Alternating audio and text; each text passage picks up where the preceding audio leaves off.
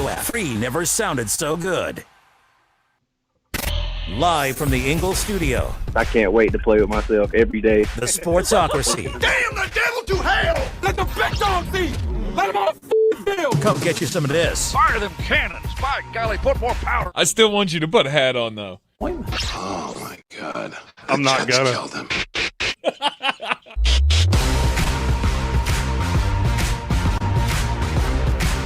It is ESPN Asheville, 92.9 FM, 880 AM, 1400. It's the Sportsocracy, heard everywhere you go on the iHeartRadio app, and we are seen everywhere on YouTube. Fat Baby Jeremy showing up on YouTube because, well, Jeremy left his camera here the other day, and To be frank, I'm very glad that it's there because I thought it was in the ether, which was not going to be awesome. it could have been anywhere between here and Woodford. Who knows? They, I've only worked here 6 years. They gave me an office, which, is one of the reasons that I've been in and out the last few days. And I sat down this morning and went, I feel like I'm missing something. I searched the truck. I searched the bag. I searched everywhere. And then Tank didn't connect for a long time, so I sat here in a pool of angina for quite some time and figured out that here I am. Chaz Johnson said that doesn't look very baby-like. It looks more King of the Hill. I have a lot of those, so you just be prepared that every segment has their own Fat Baby Jeremy. And they're all making fun of me and my inability to do my one job. I apologize for making you wait. I had a phone call with the New York Times this morning. So it was, Hashtag my humble brag, bro. I dropped that in an email to, who was it? Jessica, our sales manager, sent me an email over the weekend. She was like, can we get together on Monday to talk about something real quick? And I was like, yeah, well, I got a phone call with the New York Times on Monday, but I can get around somewhere. I'll be sure to pencil you in my very busy schedule. Anyhow, there's going to be a big write-up about our Hurricane Helene efforts in New York Times Magazine that is set to come out with the next episode on August the 17th. So it'll be in that Sunday paper where the New York Times Magazine comes out, and I've told that we could be on the cover. So there's that. If you're on the cover, we're framing that and putting it in the studio. I don't know if it's going to be my ugly face on the cover or if we're just going to be the title, right? There'll be like a Helene picture or a damage picture or something, and it'll say something about us on the cover, but that's a pretty interesting prospect of having your picture on the cover of New York Times Magazine. Anyhow. I hope they, for your sake, I hope they do put you on the cover. For my sake, I hope they don't, so that me and AI can have some fun with what that cover would look like. Well, look, you've got time, right? We've got 13 days, and you can run all of the social media shenanigans that you'd like to between now and then. What would it look like if Tank was on the cover? If Fat Baby Tank was on the cover of the New York Times Magazine, you could do one like every day. Oh, my God. I know exactly That's instant content for you. I know exactly what I'm going to do. And it's so mean, and I'm so happy about it. Do you remember the picture from night 3 of your first combine? Tank decided to drink with Jeremy. Yes. That's the picture. That's the one. Oh, that's the one. That's the one. That's the picture for the cover. This is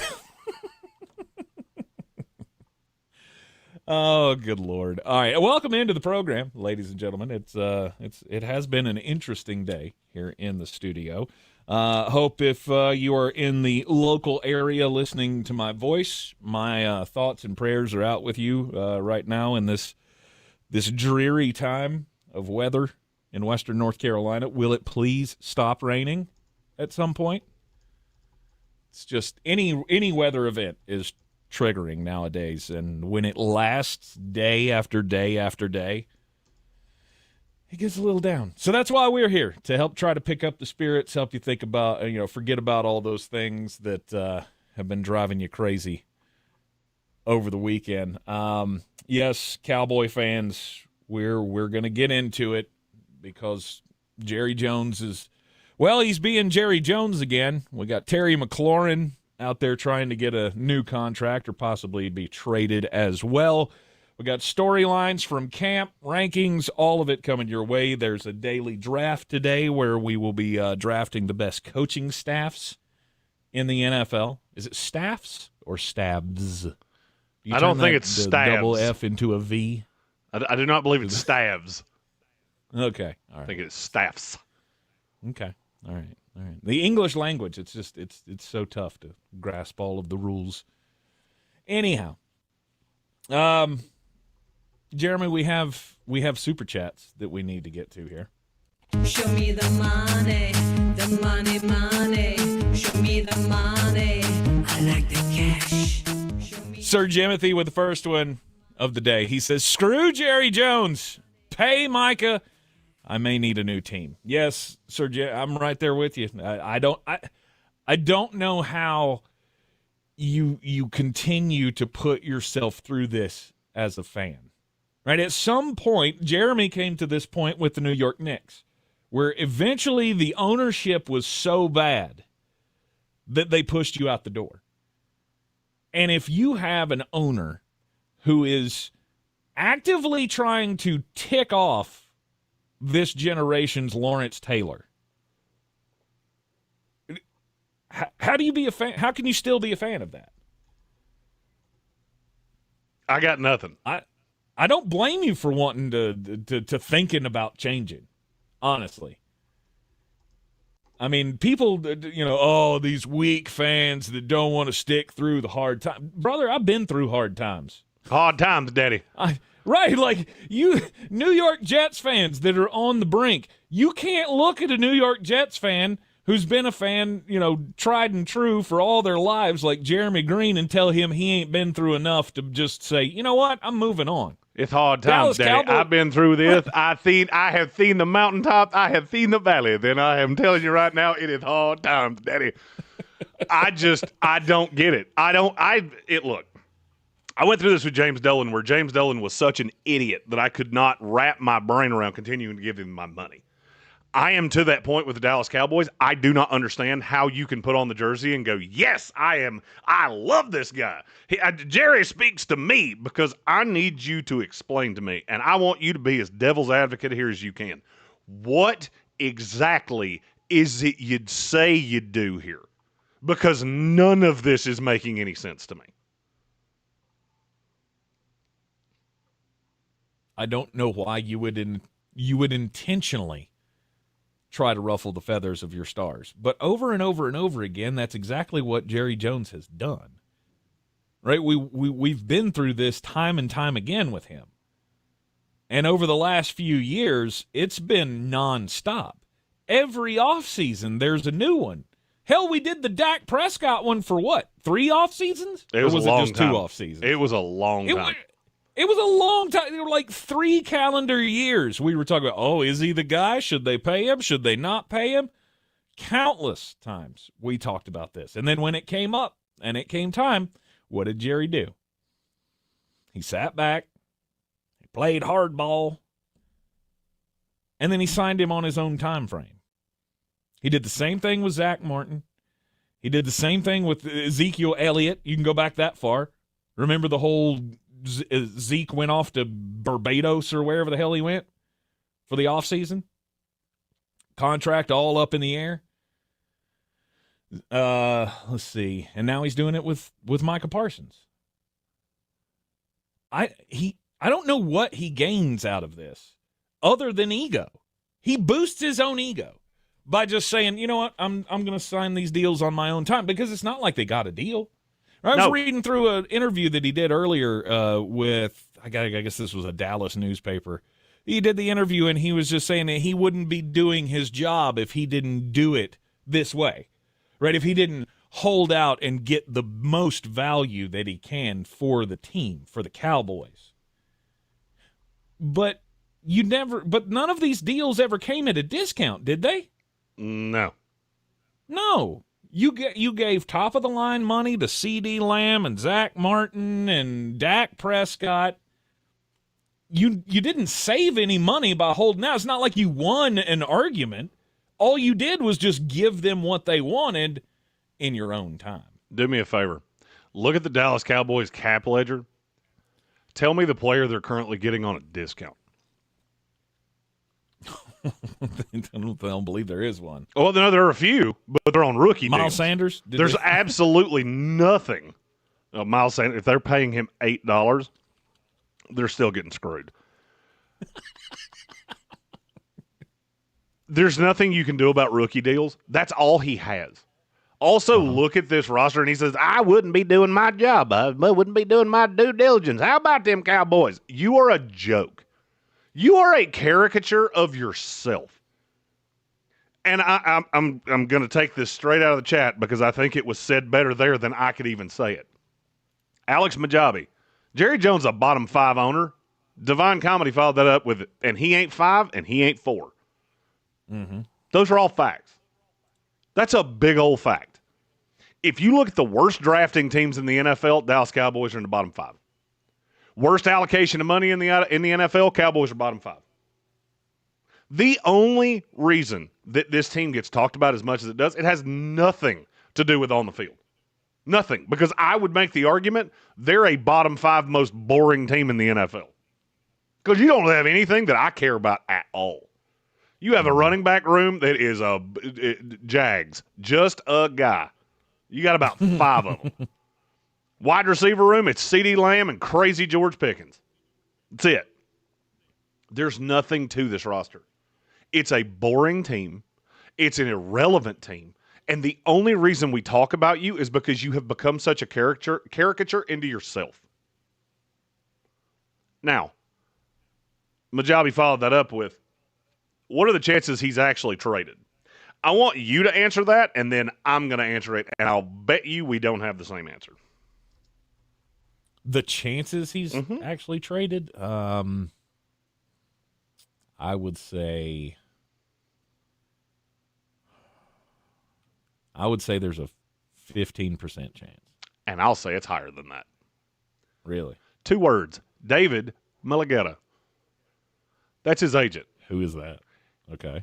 Works for Athletes First. Very well known around the landscape. And he's also a little bit crazy. He also doesn't need this check in any way because he's got the laundry list of guys that he represents. He's fine. If Micah Parsons wants to prove a point here, he can. And I'll be honest with you, if there's anybody that should do it, it's him. Micah Parsons is at this point in his career already one of the 15 best players I've ever seen defensively, just from sheer talent. Mm-hmm. This next deal is going to define your legacy. This can't be one of those, and I equated it to Tombstone. The scene with Val Kilmer where if I thought we weren't friends, I just couldn't bear it.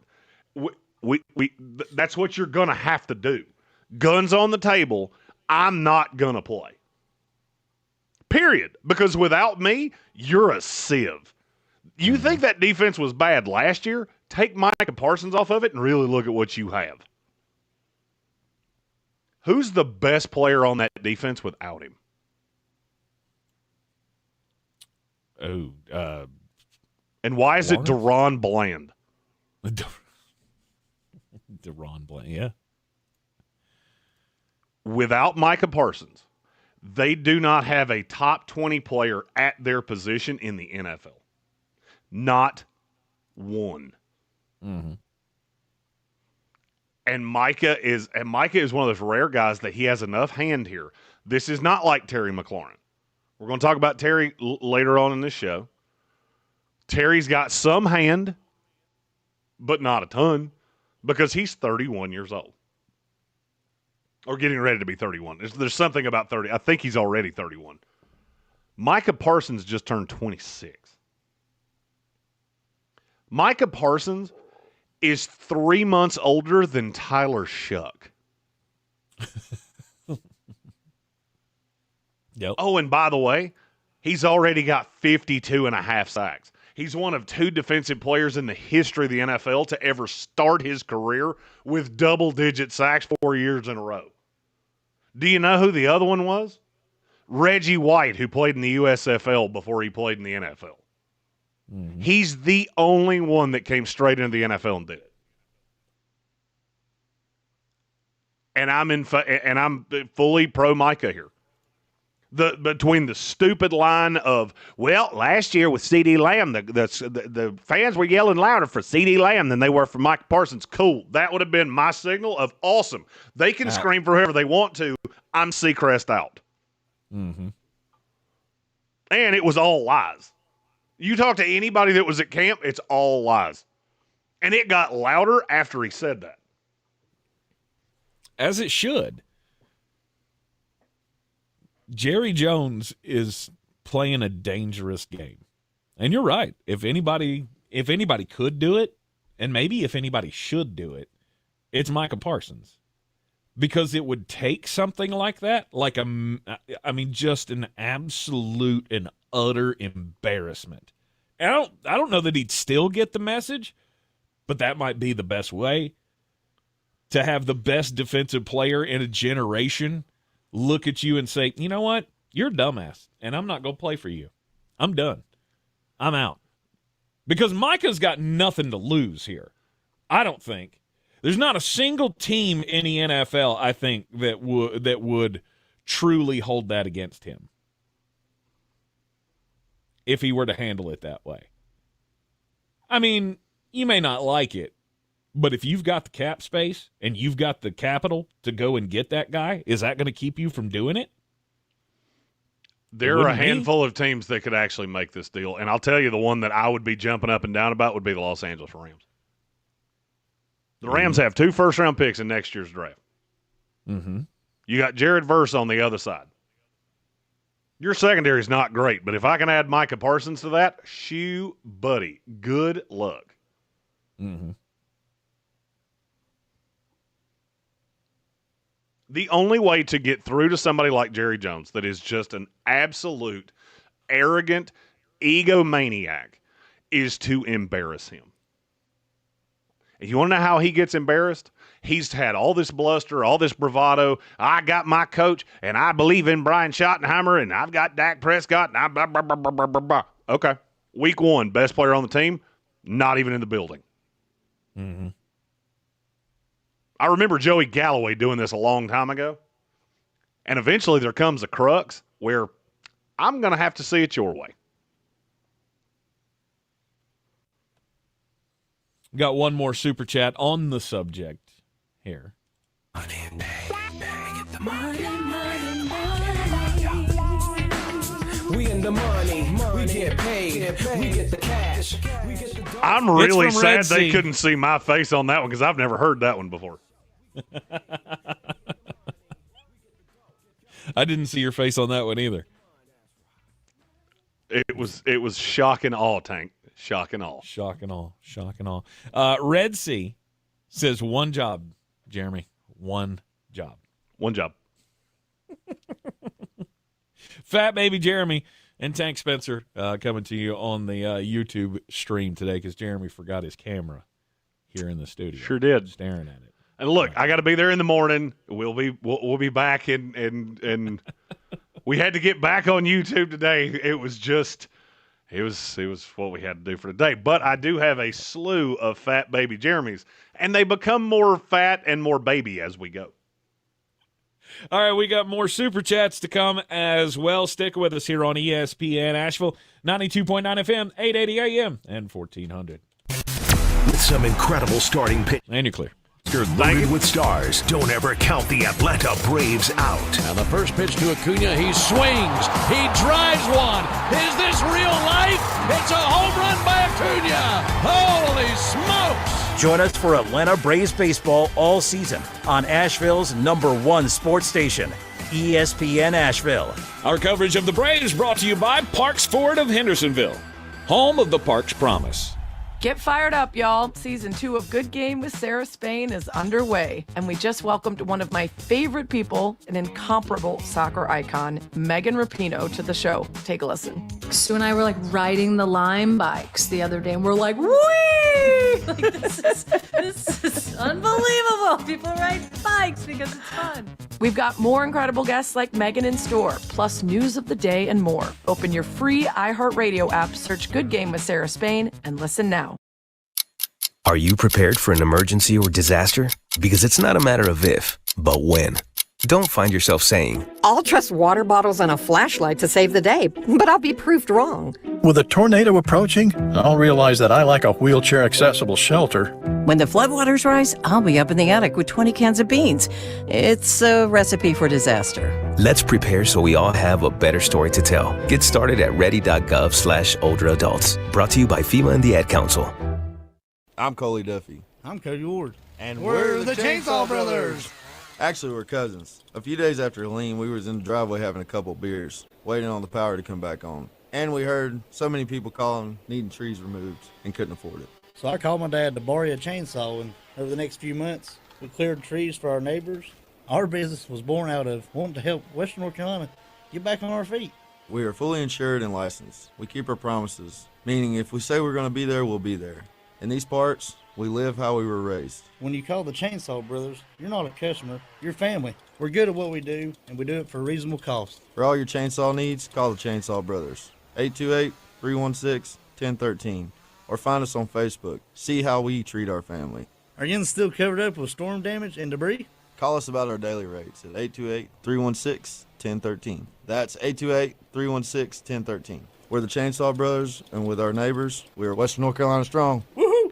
Folks, I hope you're ready. Coming up next month, the best party ever to hit Cox Avenue.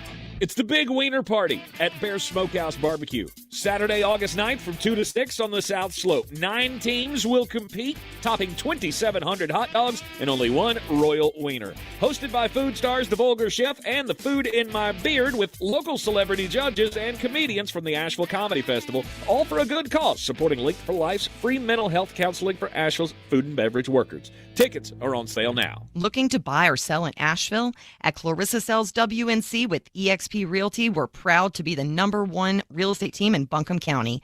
Give us a call, 828-774-6343. We're here for what matters most, you. I pledge allegiance to the flag of the United Link your Ingalls Advantage card to your child's school, giving the advantage to those who really need it. That's our pledge to you. Under God, indivisible, with liberty and justice for all.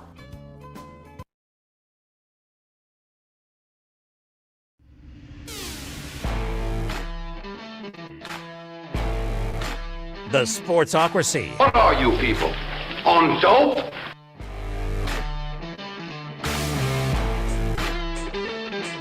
It is ESPN Asheville, the Sportsocracy, coming to you live from the Ingalls studio, also the NFLDraft.net Mullet Manor.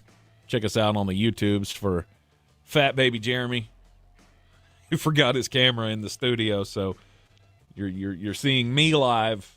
And then AI Fat Baby Jeremy's. For sure. They're not bad. No, I like these Fat Baby Jeremy's. And for some reason, this Fat Baby Jeremy crammed his camera into a grilled cheese sandwich. I don't know. You'd have to ask AI. I said to AI, come up with some things that would have come out of my brain, which you know quite well. And it put my camera in a grilled cheese sandwich. I don't know why. Yeah. But it's funny. And there's plenty more where that came from. Because why did you forget your sandwich? Or why did you forget your camera? Because you were making them at night. Sandwich. Because you were making them at night. That's so why it did it. I didn't even think of that until just now. We're making them at night. That's 100% why that chose to do that. Absolutely. I am so happy that you said that. That makes it so much better. I'm going to post that on our Facebook page and tag Shane Gillis in it. Yes, you should. You should. He'll get a kick out of that. Forgot my camera, Shane. Sorry, I was making them at night. Yeah. Let's get back to the super chats here.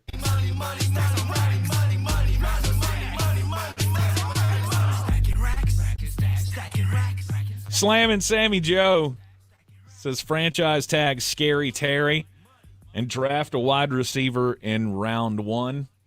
Question mark. The thing with Terry is it feels different than Micah Parsons. There's not the animus here. It's the same thing, and I would say James Cook is somewhere in between the two. You know, James Cook just went full Marshawn Lynch of it's just business and wouldn't say anything else. That's a bad sign. We do not like to see that. Terry doesn't seem to want to bash the franchise. He just wants a deal. But the Terry thing is not quite as – it's not as cut and dry as everybody's making it out to be. Okay. Because Terry's older. Mm-hmm. It's hard to guarantee that kind of money for a receiver that's already up there. Mm-hmm. I mean, Terry McLaurin's already 30 years old.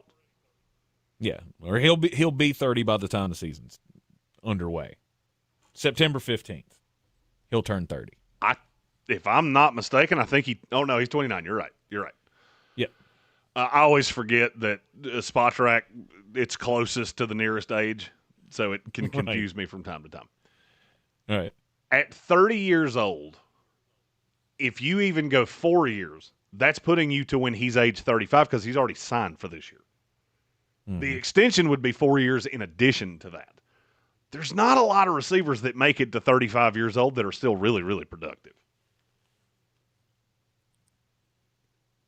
And I think that's where they're at, is that we're having the conversations of you can either get the money you want or you can get the years that you want. You can't have both. Mm-hmm.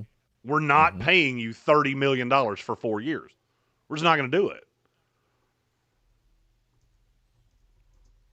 No, I'll pay you. I'll pay you what you're worth for the next 2 years, maybe 3 years. Let's play a fun game. That fourth year, we're going down by half. Who's the oldest receiver in the NFL right now? Oldest receiver in the NFL.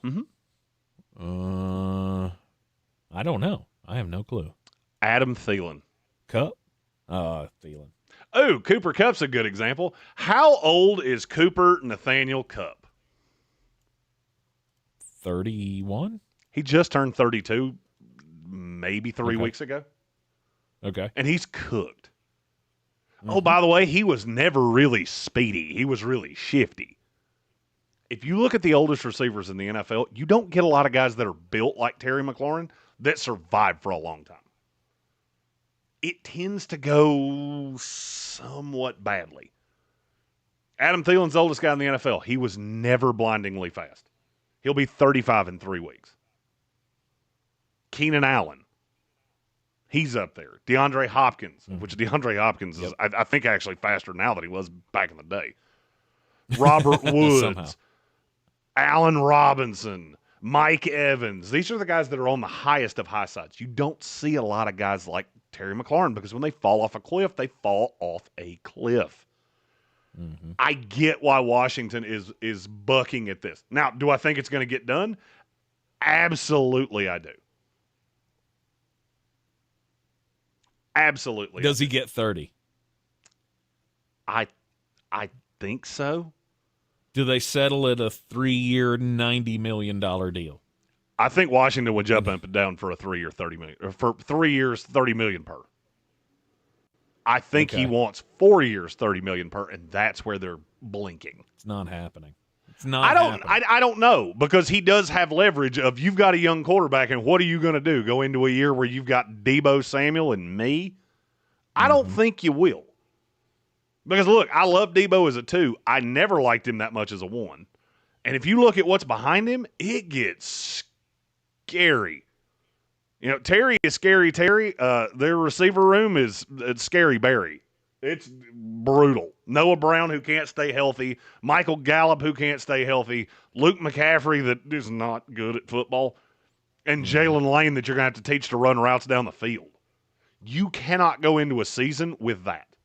You just can't. Not in year 2 of Jaden Daniels. You want to know how sophomore regression happens? Take his number 1 receiver away from him.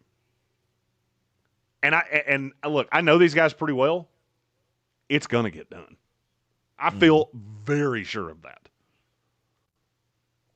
I've never doubted it for 1 second. Terry's going to get done.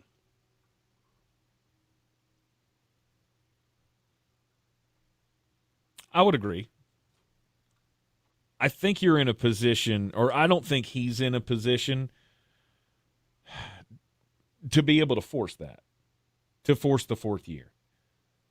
Because I think every one of us will look at that, whether you respect Terry's game or not. We all look at that and go, "You're insane." To expect that we'll be on the hook for you for $30 million at age 34 is insane to me. Why is I'm that? Down with 3 all right, years. so why is that insane to you? Because having a receiver at 34 years old give you $30 million worth of production, I don't know that it's ever happened. I'm sure it probably has at some point. At one time in NFL history, Jerry Rice's 34-year-old season was worthy of $30 million. Okay, maybe so. Well, but you also have to remember ain't that. You also have to remember these numbers keep going up and up and up and up and up. Mm-hmm. $30 million But in 2027, you're the 8th highest paid receiver in the league, and that's right now. It will get drastically lower than that. And that's what Terry's agent's fighting for, is that you're bucking me on this idea that he's going to be a $30 million receiver right now. The problem is that by the end of this deal, which will probably be the last deal he really gets, $30 million is going to be 15 in the league, 20. Mm-hmm. It's just not that big a deal. Just get it done. He has you literally between a rock and a hard place. And he knows it. Brandon Ayuk is making $41 million 2 years from now. Terry McLaurin is 10 times the receiver of Brandon Ayuk. Mm-hmm. Just get it done. You're in the Sportsocracy. It's ESPN Asheville, 92.9 FM, 880 AM, and 1400. When we come back, we'll get just a bit outside. ESPN Asheville. Clear. Thank you. Your mountain weather forecast. Gray sky here, and rain Gotta get chances my going next up, fat baby, especially Jeremy. late tonight, tomorrow, and through midweek. This afternoon, a lot of clouds, some sun, 75, maybe a shower. Now, overnight tonight, showers become more likely, 60. So pack along the rain gear tomorrow. Some fog in the morning, scattered showers are likely, 73. Wednesday, more showers, maybe a thunderstorm, just a tad milder, 78. From the Weather Channel, meteorologist Ray Stager. This report is sponsored by Mattress Firm. Need better sleep? This Labor Day weekend, upgrade to premium sleep at Mattress Firm's best sale of the year. Let their sleep experts match you with the perfect bed and What is get your the rest outside you story? deserve. They make sleep easy. Shop Mattress Firm's best sale of the year. I was going to do Derek Dooley. Hand-sweet Cozy Fit Skechers slip-ins. I'm holding a new Cozy Fit Skechers slip-in sneaker, and first of all, I barely know I'm holding it. It's that light. You see, Cozy Fit is a cool new sneaker where the upper is made of a soft quilted material. It's kind of like a little puffer jacket for your feet, except it looks like a super stylish sneaker. Introducing new Cozy Fit Skechers slip-ins, the latest comfort creation from Skechers. You can find Cozy Fit Skechers slip-ins at a Skechers store, Skechers.com, or wherever stylish footwear is sold. You've got an app for music, an app for photos, maybe even one that helps you sleep. But only one app puts the live radio dial in your pocket and lets you save your favorite stations, playlists, and podcasts as presets. Get the free iHeartRadio app, the #1 app for radio. The iHeartRadio app now has presets, just like in the car. You're our #1. Make us yours. ESPN Asheville, the mountain's favorite sports station, streaming 24/7. Your home for the Sportsocracy. Weekdays at noon. The Tar Heels and Atlanta Braves baseball. Buying or selling a home doesn't have to be stressful. Let me, Clarissa Marshall with eXp Realty, your local real estate expert, guide you every step of the way. Whether you're searching for your dream home, looking to sell quickly, or exploring investment opportunities, I've got the experience and the tools to get you the best deal possible. Call me, Clarissa Marshall with eXp Realty at 828-774-6343. Let's make your real estate dreams a reality. I'm your trusted realtor. I'm making moves and making dreams come true. This is J.W. Whitley, General Manager at Parks Ford of Hendersonville. Our value of commitment. Committed to you as our customers and the community that we serve. To do better, be better every day. That's the Parks Promise. Experience the Parks Promise today at parksfordhendersonville.com. Sometimes it's the little victories that mean the most. Those everyday celebrations that bring a smile to our faces and joy to our hearts. At Ingalls, we know there's no one you'd rather share those miniature, memorable moments with than family. Ingalls, all the ingredients for family. Boy, you must be outside your mind. The Sportsocracy. Just a bit outside. He tried the corner and missed. It is ESPN Asheville. You are in the Sportsocracy. A wonderful Monday afternoon here in Western North Carolina. Time to get just a bit. Actually, you don't want to get outside right now. It's still rainy, nasty, gross outside. Let's not do that. But just a bit outside on the sports news wire here. There's another former sports person, sports figure that's looking to make the jump into politics. Jeremy Green. Those always go well. Jeremy, who's See also former governor of Minnesota, Jesse the Body Ventura. Hey, he was a good governor. I don't believe that he was. He can hold his breath underwater for 17 minutes. Not many governors can do that.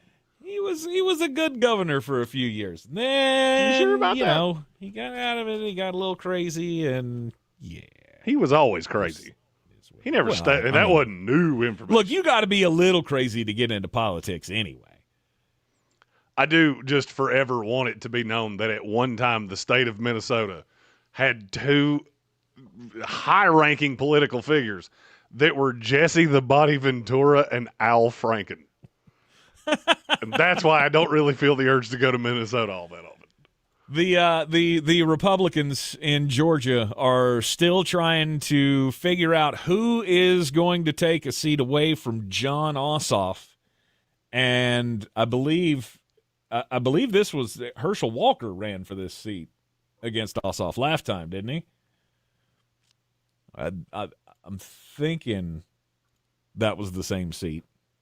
Anyway, this will be the second football figure that the Republicans have tried to run in Georgia for a Senate seat.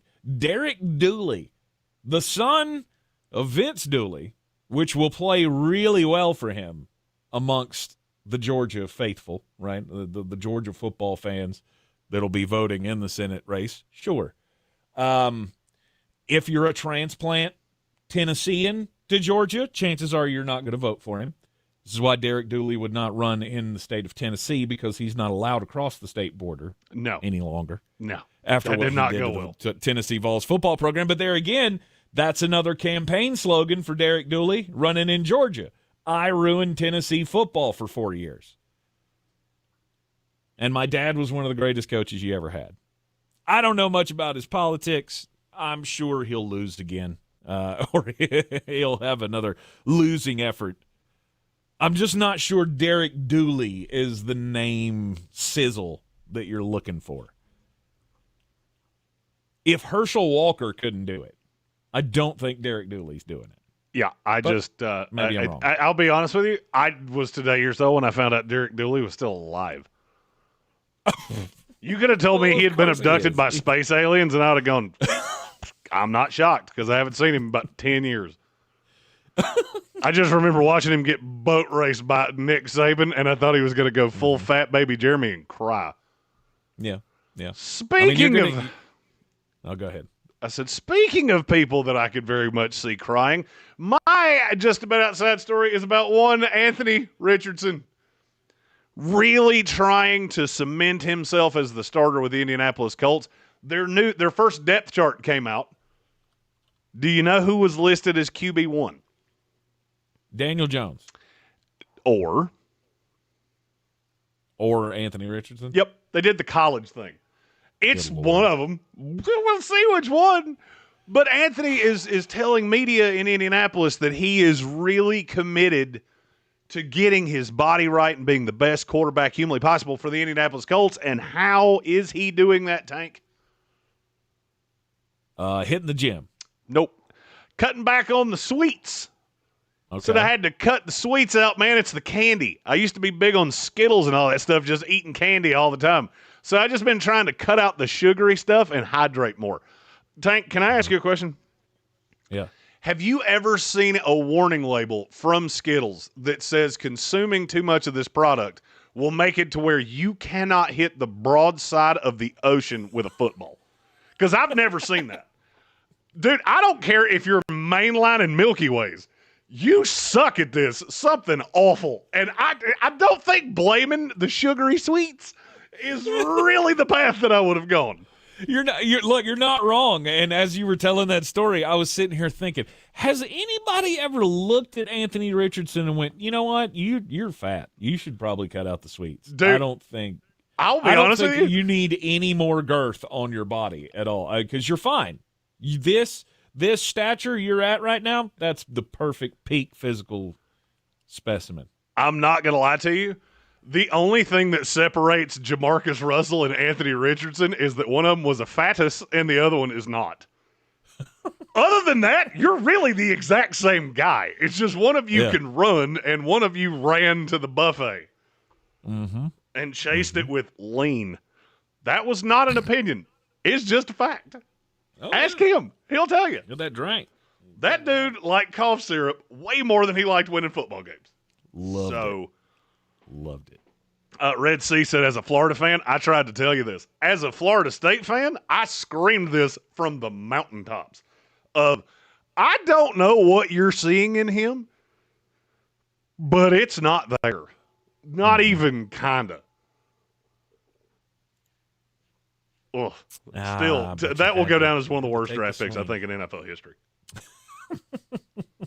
Just because it was so predictable. It was one of the most obvious of, good Lord, this kid's going to come in here to the NFL and he's not going to be worth anything. Well, now, I mean, will say I didn't expect it would go this poorly. I did. Right? I expected he would play more than 4 games. I did. I'm not surprised by one thing that has happened with Anthony Richardson up to this point. Yeah. To be really honest with you, let me give you this is the best analogy I've been able to come up with for Anthony Richardson. Anthony Richardson as an NFL draft prospect was a lot like an Uber driver who interviewed with Uber, and when they did the background check, they realized he had 9 DUIs, and the next time he was eligible to have a driver's license was in 2146. Oh, that's 120 years from now. I think we're going to go in a different direction, Lance. Except I feel like this is worse because I can't imagine Anthony Richardson sat in a room with somebody and they went, you know what, this is it. This is the one. Oh, somebody did. His name's Chris Ballard. He looked at Anthony Richardson and went, there's the one.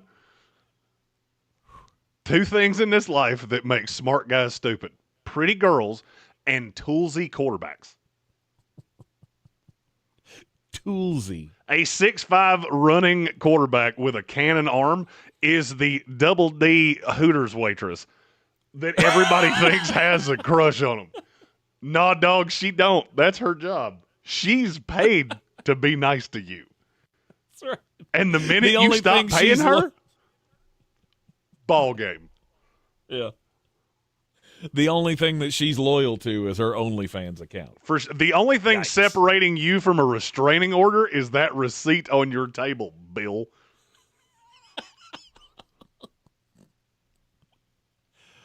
Oh, Anthony Richardson, really? I mean, he's doing the important things, honestly. And it was all the sugar, right? It was all the sugar in the Skittles that was, making his accuracy poor. I can't believe he didn't go the Jameis Winston route. Hey, you know why I throw so many interceptions? Because I'm blind. That's a great excuse. That's the greatest excuse I've ever heard. It is. It's not that I'm bad at football. I'm blind. And then he had the procedure done, and he got less good. That's hard to do. Mm-hmm. We have a slew of super chats to get to that we have to do before we get into the next topic, because some of them are about the last topic. All right. Money, money, money, plenty of money. Give me loads of money, a lot of dough. That guy thinks the Hooters waitress likes him. I promise you. The guy singing that, He tells his friends, I got a girlfriend. Where's she work? Hooters. I have to pay her $150 for every date. That's called a hooker. I hate to break that to you. It's from Divine Comedy. He said Aiden Durd is the Seattle defensive coordinator, and they have tons of cap. Could it happen? And he was referring to Micah Parsons. I'm going to ask you this question. Let's go into the slightly fantasy world that I don't think is all that fantasy. Let's say Micah Parsons does force the trade. Mm-hmm. Where makes the most sense? Because I've got the odds, and the odds are kind of funny to me. Okay. Have you seen this? I have not seen this. So as of right now via DraftKings, the odds on Micah Parsons, and it's the team he plays the next snap for. The Dallas Cowboys are minus 300. Mm-hmm. There are two teams tied at plus 1,000. What team makes literally the least sense of any team in the NFL?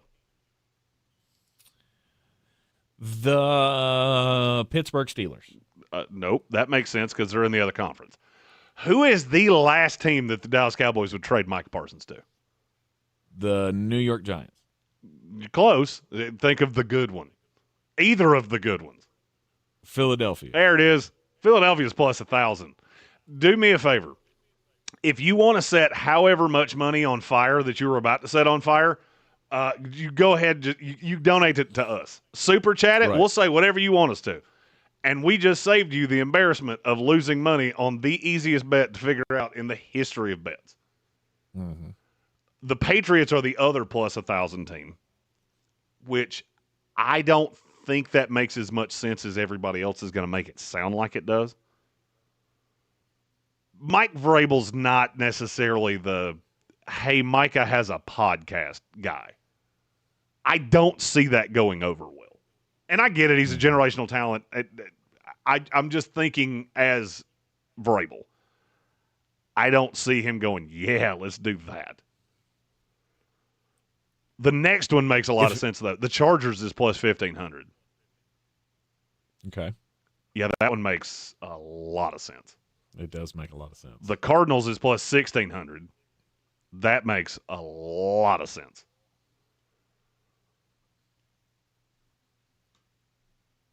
The 49ers are tied with the Cardinals. To me, that one doesn't make nearly as much sense. No. Then you go Rams. See Dallas doing a deal with San Francisco. I don't either. I was talking about from a scheme fit. It doesn't really make sense because in that parallel, Micah's going to become like a linebacker, which doesn't make any sense. Mm-hmm. Then you go Rams, Panthers, Jets, Raiders, Bears, and I think all five of those make sense to some degree. Seattle makes sense too. I don't know that they would trade him within the conference. You know, we always talk about within the division. I'm not sure they're trading him within the conference. And what Divine was saying is that Aiden Durd was the defensive line coach for the Cowboys, so there is an existing relationship there. He's also the only British coordinator in the NFL, to my knowledge. Oh, that's good to know. Mm-hmm. Yeah, no, I can't imagine the Cowboys. First off, I can't imagine the Cowboys doing this in the first place. I just can't believe that it's going to get that stupid. It's already gotten that they will act well. I mean, it's not that stupid until the last straw. And we haven't gotten to that point yet, I don't think. Right. We haven't gotten to the point where Micah Parsons has just said, screw you guys, I'm cutting off all communications. You could talk to my agent from now on. Like, that's at the point that they're flirting with. But I don't think we're there. Because, again, I'll go back to those other cases that we talked about at the beginning of the hour. All of these cases where guys want these big contracts, going from, Dak Prescott all the way to Zach Martin. They got what they wanted, but they got it on Jerry's time. Jerry's always been able to push this as far as he can until finally, I guess he caves. I don't know if that's, essentially that's what it is. Jerry giving them what they want. But he's never had one of them do this before. Of course he does. If Micah so chooses, he could go in today and blow it all up. Yep. But he's apparently not there. And I wouldn't push him much further. I wouldn't either. I feel like Jerry needs to get this done. But whenever he feels like it's time is when he's going to come around to making the deal. The problem is, I don't know if Micah's going to wait. And frankly, I don't think Micah should wait. Well, the funny thing go is, ahead and hold his feet to the fire now. If you read what Micah put on Twitter, he basically said, I never had to be the highest paid or any of those things. But now you've pushed me to such a point that you're not getting any breaks from me. There will be no hometown discount. I don't know that he would take the Myles Garrett deal. I think that's where we're at. I know for a fact somebody will give me this money, and I want it to not be you. Mm-hmm. And we always talk about compensation and things like that. Micah Parsons is so good and so young, I don't think it matters. Oh, I have to give up 2 number ones for him. Don't think I care. Nope. I don't care. And I believe it's at that point that Jerry needs to get to. Jerry needs to get to that point where he realizes that everybody in this league will do whatever it takes. Right? If you realize that there's an opportunity to go and get Micah Parsons, aren't you going to do it? Aren't you going to go down that path and figure out, can we make this work? Because he's that kind of player. Everybody will have to look into it. Now, whether you can do it or not, and whether it makes sense for your franchise, that's for y'all to decide within the building. But we're looking at it. No doubt. Every one of us. Can we make this work? How many players and contracts and draft picks and all of that do I have to send out to get that guy? And I want to know when the fan base is actually going to start causing issues. Right now it's just that, it's the den of booze at training camp. You got the fans chanting for Micah like they did for CD last year. When can the fan base turn up the pressure on Jerry to make sure this gets done? And what does that look like? Because right now he's flirting with disaster. Molly Ratchet.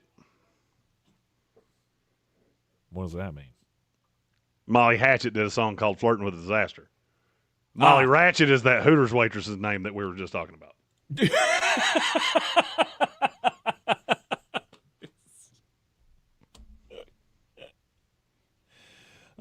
She always serves up the best Grand Slams, doesn't No she? doubt. And I think we need to take the idea of your Golden Girls Thug Life shirt that you're rocking right now and make one for Molly Ratchet. I like it. Talk about the Golden Girls. She's going to have I guarantee you she's going to have a tattoo of barbed wire and a dagger with a snake wrapped around it.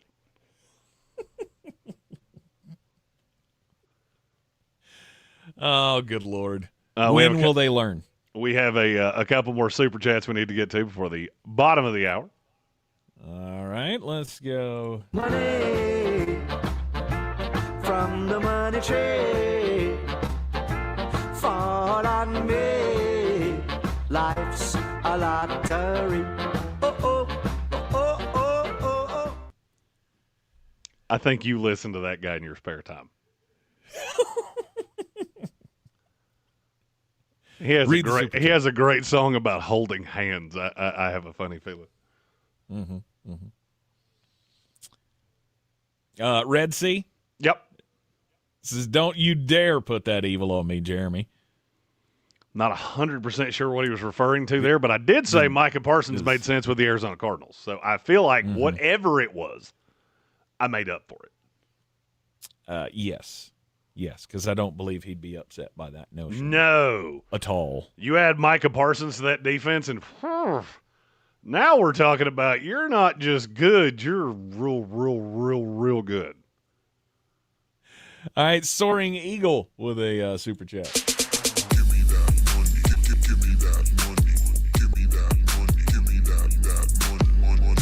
He says, I don't know if we already talked about this with Jerry Boy, but I sent Jeremy on Twitter the absolute most clueless, brain-dead blunder ever in how Jerry did the negotiations. So basically the blunder in and of itself was that his Mulgeta would call, they talked, had nothing, and from what I understand, it really had nothing to do with the agent. It was more that Micah and Jerry had talked.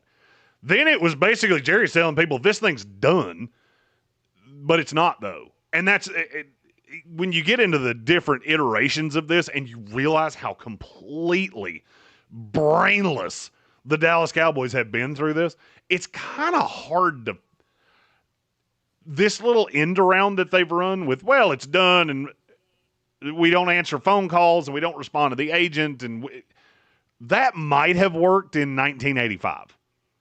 You know when it doesn't work?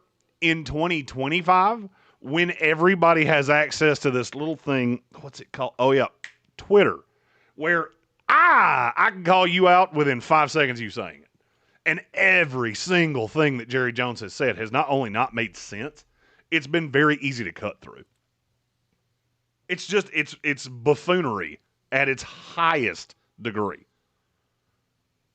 And then he said that Micah's trade request is just a part of negotiation. Let me see if I can draw a parallel there. That would be like your buddy Bill. His wife moves out and she's living with Jerry now. That's just part of marriage. Nope, not a part of a good one, it's not. Might be a part of yours because yours is not good at all. Right. But a good marriage, that doesn't happen.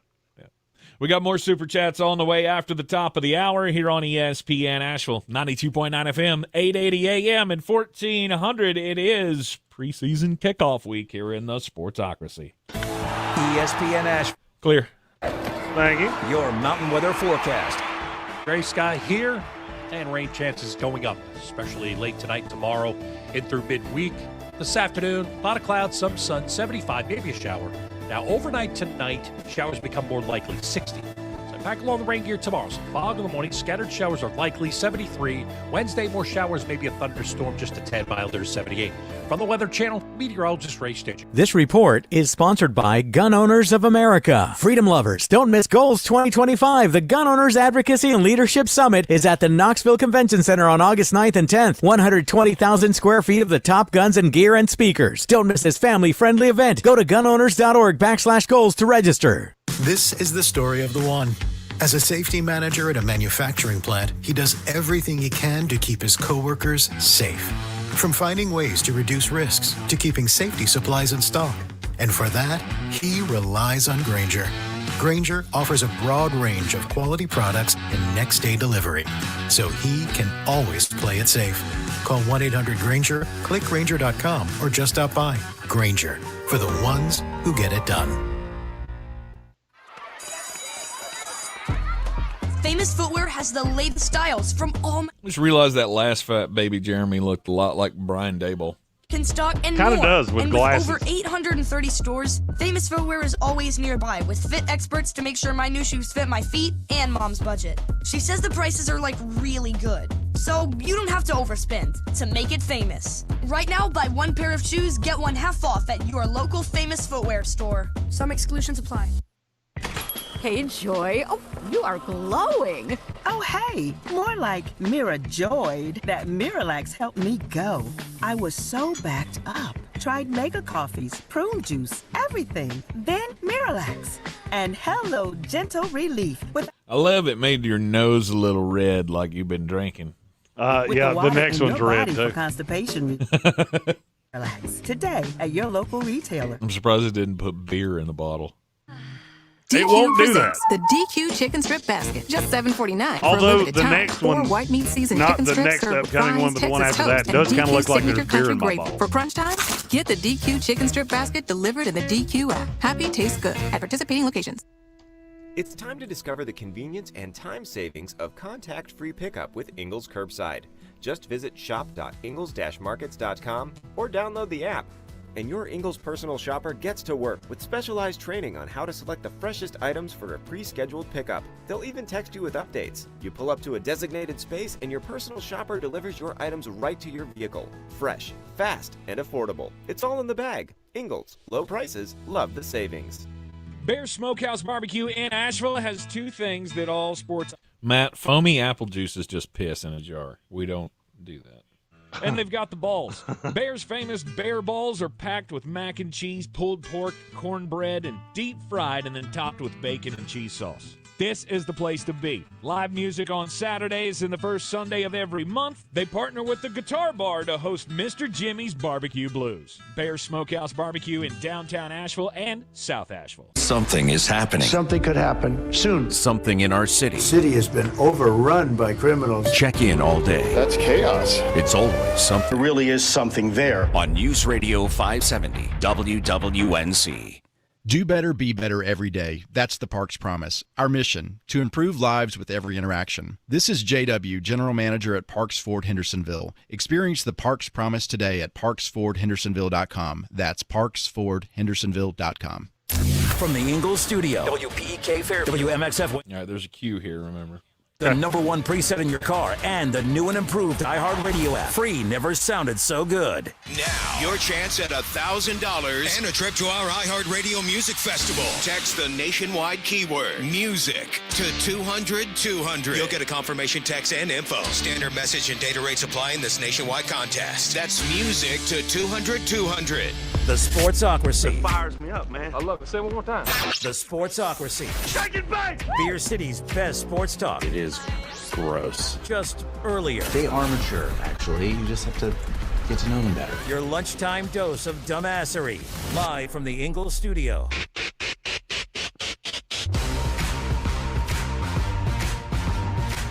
We are back in the Sportsocracy on ESPN Asheville.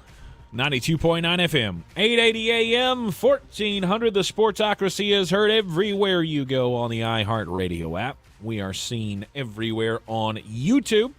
Just go to thesportsocracy.com, click that live video link, subscribe to the channel, join us in the chat. If you're tuning in on the YouTubes, you'll see my ugly mug right next to Fat Baby Jeremy because he left his camera in the studio last week. So, he'll be up here to get it tomorrow. But for today, you gotta deal with the AI Fat Baby Jeremy pictures, which they're much better than the ones that you've showed us in the past. So there's that. It's learning me.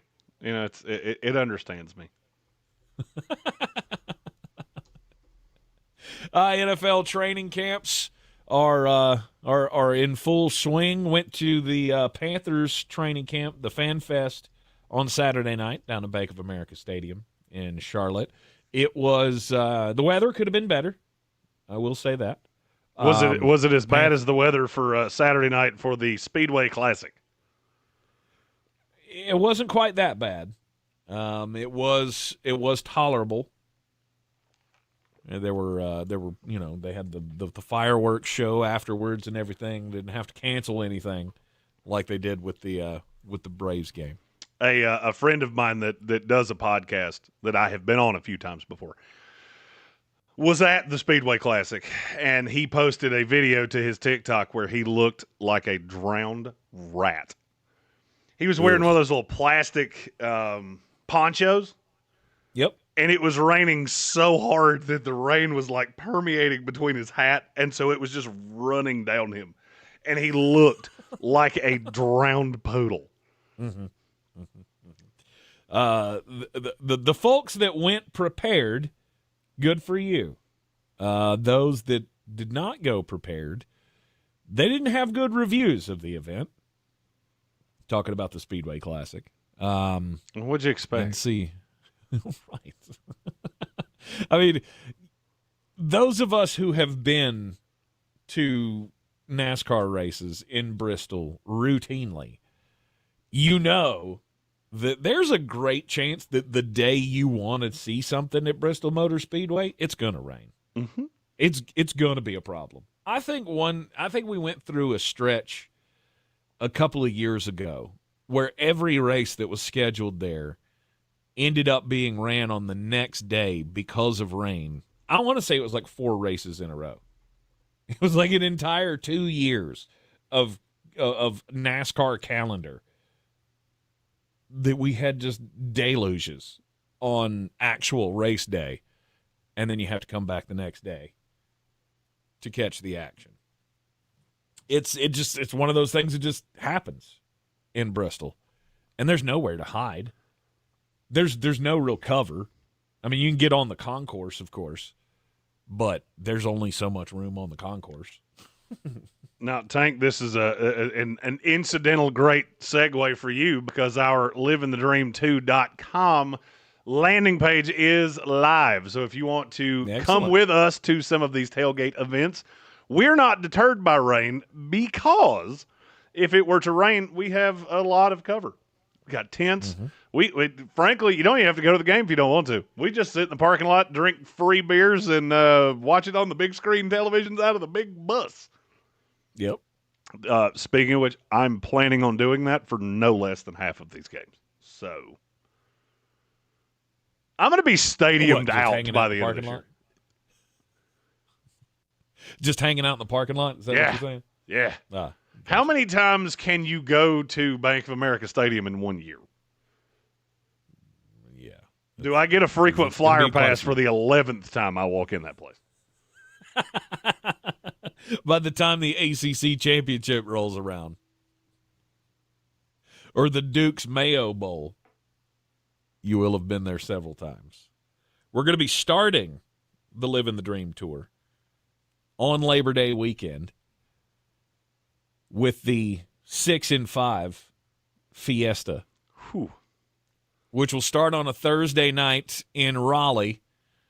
We will go to Bank of America Stadium on Friday for Appalachian State and Charlotte. Doubleheader on Saturday with Tennessee, Syracuse, and Atlanta, and then LSU Clemson on Saturday night. Then back on Sunday in Atlanta for Virginia Tech, and I always forget who they're playing, South Carolina. Mm-hmm. Virginia Tech, South Carolina. Oh, that's going to be fun. And then Monday night, Chapel Hill, North Carolina, TCU. We're hitting all 6 of those games in the 5 days of the opening weekend of college football. Not all of those are fan trips. No, the fan trips LSU, Clemson. Precisely. But there is a possibility if you wanted to go to one of the other games, all you have to, there's a little thing on the website that says, hey, you should do this game. And if we physically can, we'll try. You just have to bring a few people with you. Right. You got to bring enough to fill up a bus. Make it worth the trip. Correct.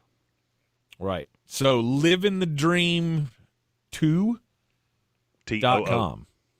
T-O-O.com. livingthedream2.com.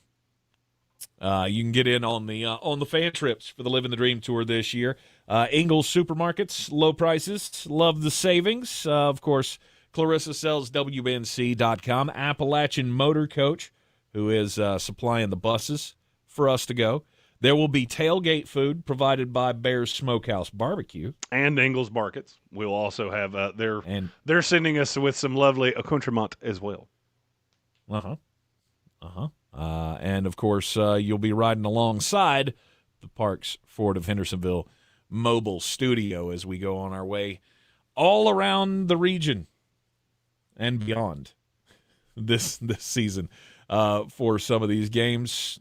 Of course, all wrapping up once again with another trip to the NFL draft, which you can get in on as we go to Pittsburgh in April of next year. That will be an outrageous trip.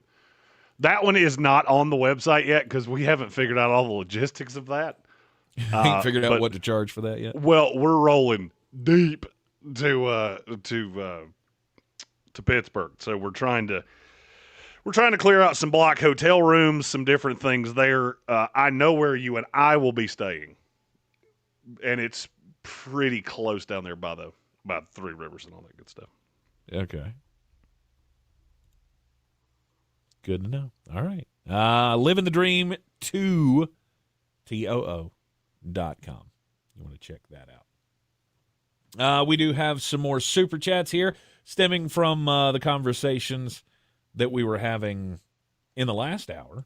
So fresh, we ball, no stress, 'cause we making that money. Yeah, we making that money, and we do so. All right, let's hit the Micah Parsons leftovers here. Sanner Sports says Parsons has potential to be Herschel Walker 2.0. I don't see that. I don't see a possibility. Really? You don't think for that. somebody's giving that kind of deal? Well, nobody's giving that kind of deal. I mean, that was, 5 picks and 6 players? Nobody's doing that. To me, what makes them, and it's the reason the Rams make the most sense, is that it would be 2 first-rounders in this upcoming draft. There's only 2 teams that can offer that. It's the Browns and the Rams.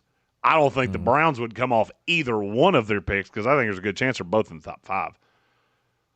The Rams, on the other hand, probably have 2 that are in that, on the low side, probably in the 15.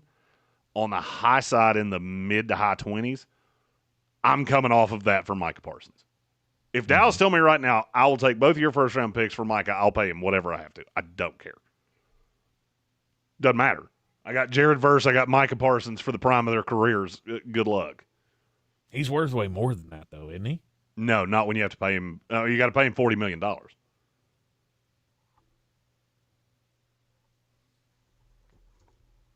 I don't care what you got to pay him. I don't care what it costs.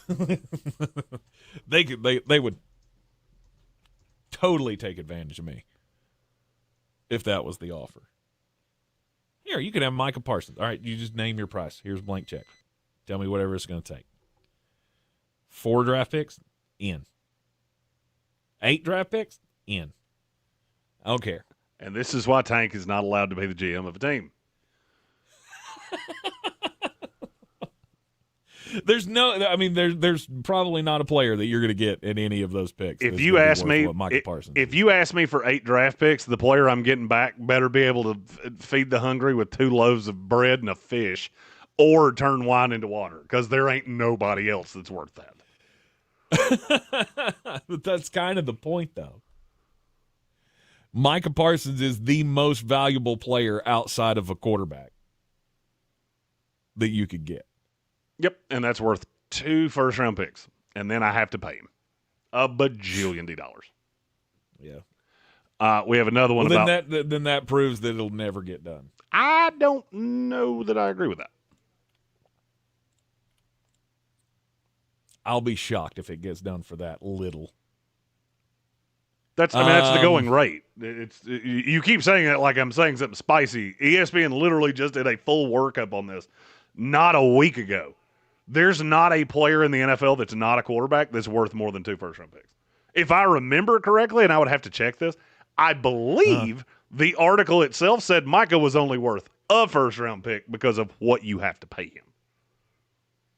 So you undervalue that. It would be one thing if the deal was already done. I'm inheriting your headache because now I don't actually know what I'm getting into. He could want $50 million for all I know. I want him on my team, but I do have to pay him. Mm-hmm. And the money's gotten so crazy that it does really hamstring you to have a player that makes that much money. Yeah. All right, another super chat here. Money. Yes, I'm talking about money. Red Sea says, Micah to the Rams. That was what he was referring to with "Don't put that evil on me, Ricky Bobby." That would be that would make for some sad times in Cardinal land, and Seahawk land, and 49er land, and a lot of other lands. Most definitely. All right, let's switch the subject here with another super chat. This one from Slam and Sammy Joe. Okay, That button didn't want to work. How about this one? There, that one worked. All right, Sammy says, tag Terry, 2 years, $45 million, extend him 4 years, $120. I mean, if you're willing to go 4 years, 120, then you don't even have to bother with tagging him. We don't need the tags. Yeah, you don't need the tag because that's what he wants. The problem is that you get into that 35-ish-year-old range, and we've seen this with receivers over time, is that they don't tend to age well around that. I would say I don't think the tag ever comes into play because the problem is going to come. I don't know that he's going to play with the deal as it sits right now. I think he may be in that we're getting this done before I do anything else because that's his greatest piece of leverage. You have a second-year quarterback, and historically, quarterbacks hit that sophomore bump. And a really great way to tell if one's going to have that happen, hey, what happened to their number one receiver? The guy they're the most comfortable with. Is he present and accounted for? No, that doesn't tend to be a real good sign. You fix the offensive line, and I guess that's where I'm at with Washington. You've taken care of all of these things to prop him up. Why would you draw the line in the sand here? That makes no sense to me. And, we don't want to pay him for 4 years. Well, here's the beauty of that. For 3 years of it, you get to have a quarterback on a rookie deal. And I get it. He's going to hit that big surge in year 5, but you're still very much to the good in terms of cap space and cap calisthenics. You knew this was coming. All right, and a super chat from Matt.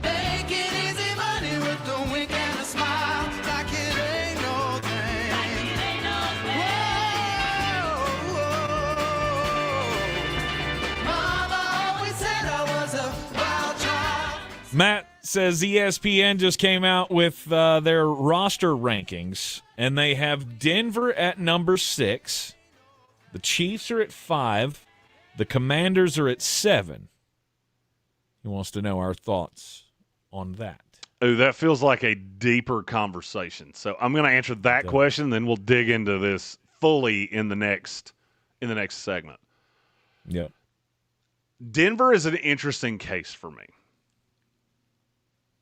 Because I do think I think the roster from 2 to 53 is really, really good. And I know people think that I'm too hard on Bo Nix. And that's fine. It's just my opinion of the player. It always has been. I think that roster is good. I also think them getting Zach Allen taken care of was a really big piece of this. And you're starting to see that Sean Payton from New Orleans is conveying to Sean Payton in Denver. I take care of my guys. He did this notoriously with New Orleans, sometimes to his own detriment. Here, I don't think it's to your detriment. I think you have a solid roster that is – I think they're the best defense in the NFL. Offensively, I think you have a lot of pieces. I just don't know exactly how that's going to look. But I think Denver belongs in the top. I would say they belong in the top 10. Having them ahead of Washington is insane to me. Just solely because there's such a difference in the quarterbacks. Right. I also really like that Washington roster. But I can't tell you a whole lot of other teams that I would have ahead of Denver. Mm-hmm. If they had a solid quarterback, I for one, would look at Denver way differently. And to be fair, they have a solid quarterback. I don't like how you said that. Well, they have a Baker Mayfield-esque quarterback. That's what he is. They have a starting caliber quarterback in the NFL. Right. How about if they had a star quarterback? There we go. You'd think way differently. That's where Washington passes them to me. Yes, because at every level, there are solid to really good players at just about every position. Quarterback's their main hole. You're in the Sportsocracy, and this is ESPN Asheville, 92.9 FM, 880 AM, 1400. We'll talk roster rankings more when we come back. Our iHeartRadio Music Festival, presented by We're clear. Thank you. I got to find this list. Only on on Hulu. A weekend full of superstar performances. And keep listening for the next. Yeah, I was looking for it too. I couldn't locate it yet. Vegas ready with Arm & Hammer Power Sheets. Just toss in a detergent I got sheet. the coaching staffs. I got the under 25 talent. Arm & Hammer is a proud sponsor of the iHeartRadio Music Festival. Clean up before you turn up. Shop Arm & Hammer Power Sheets now. Having insurance isn't the same as having State Farm. It's like needing a best man speech, but getting one from some random +1. I can't believe I'm standing here today. Seriously, why am I standing here? Don't settle for just any insurance. I got like it. a good neighbor, I'll send State it to you. Farm is there. Need better sleep? This Labor Day weekend, upgrade to I found it. Okay. Mattress Firm's best sale of the year. Let their sleep experts match you with a perfect bed. The best projected starting roster. Yeah. Sleep easy. Denver 6. Yeah. This is the story of the one. As a safety manager at a manufacturing plant, he does everything he can to keep his coworkers safe. From finding ways to reduce risks to keeping safety supplies in stock. And for that, he relies on Grainger. Grainger offers a broad range of quality products and next-day delivery, so he can always play it safe. Call 1-800-GRAINGER, click Grainger.com, or just stop by. Grainger, for the ones who get it done. Get fired up, y'all. Season 2 of Good Game with Sarah Spain is underway, and we just welcomed one of my favorite people, an incomparable soccer icon, Megan Rapinoe, to the show. Take a listen. Sue and I were like riding the Lime bikes the other day, and we're like, whee! Like, this is unbelievable. People ride bikes because it's fun.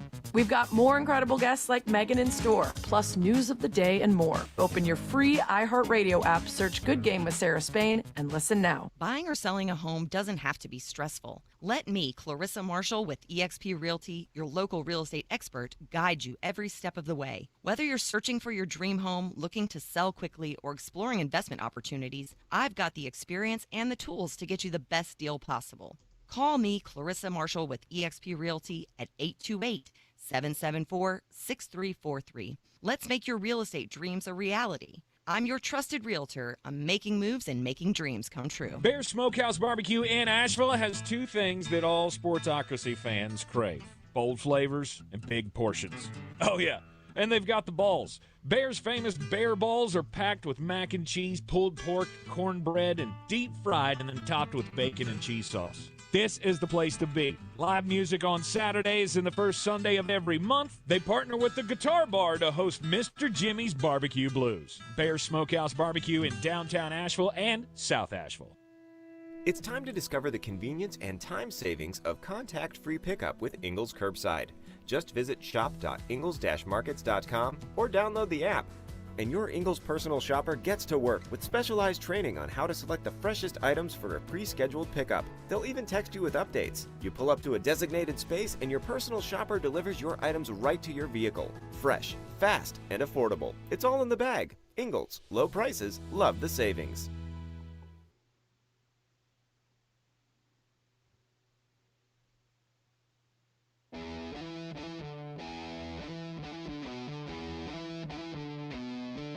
The Sportsocracy. That is some good, clean family fun there, eh, Cot? We're back in the Sportsocracy. This is ESPN Asheville. So this ranking that was brought up in the chat, the ranking of the NFL rosters, was one that came out July 21st. And it's talking about the best projected starting rosters for every team in the NFL, ranking them, of course, 1 to 32. And Jeremy, what is your biggest takeaway from looking at it first look? My biggest takeaway would be, how in the world are the Philadelphia Eagles not won?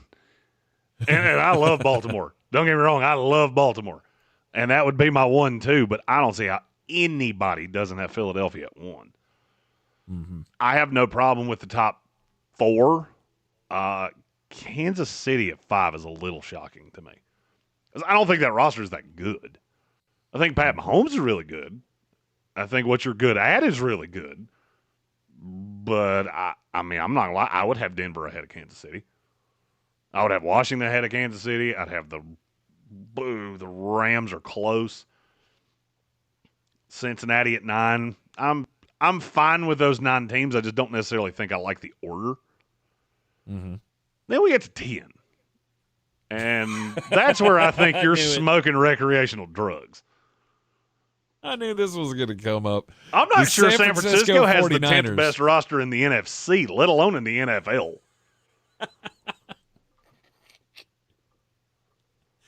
The San Francisco 49ers are ranked 10th. Ahead of Minnesota and Tampa Bay. I'd have both of them ahead of San Francisco. I'd have Houston ahead of them. I'd have Green Bay ahead of them. I'd have Chicago. The Chargers, then we're getting a little more debatable. I'd have the Cardinals in front of them. Dallas at 18 is kind of comical to me, too. Seattle's at 20? Stop. Tell me you hate a team without telling me you hate a team. Seattle's at 20? What's the knock? Oh, well, I mean, this is the I don't believe in Sam Darnold. I don't believe in the offensive line staying healthy. I mean, you got to go to a lot of hoops to get to Seattle as the 20th best team in the NFL. However, I mean, as I look through these rosters, I mean, like as you call it, the meaty clackers portion of the NFL, I mean, everybody's kind of close together. You have the elite teams that are at the top, but once you get down to, I'll say, to like the Minnesota area, from there all the way down to like Seattle, everybody's kind of mixed in there all together. See, and I guess I don't see it that way. For me, there are about 8 teams that your roster's just not good enough, and that for me would be the Saints. I'll go the Saints, the Browns, the Panthers, the Jets, the Titans, the Giants. They have the Falcons at 27. How did I not notice that the first time? They have the Falcons at 26. Stop. The Indianapolis Colts, the Miami Dolphins, and the Raiders and the Jaguars. Mm-hmm. That's in the, it's just not good enough. You can put them in whatever order you want to. I don't really care. I think the Raiders are coached well. I think the Jets have a lot of talent on the high side. I just don't think they're very deep, and I don't believe in their quarterback at all. The Giants are, that is a dog baby. You look at that offense and just go, good Lord have mercy. You are below average at least 8 of 10 or 8 of 11 positions on that roster. Mm-hmm. I don't think Tennessee's very good. Carolina is better, but the defense still bothers me. Then I guess that's where I would get into that more meaty clackers with the Falcons, the Patriots. I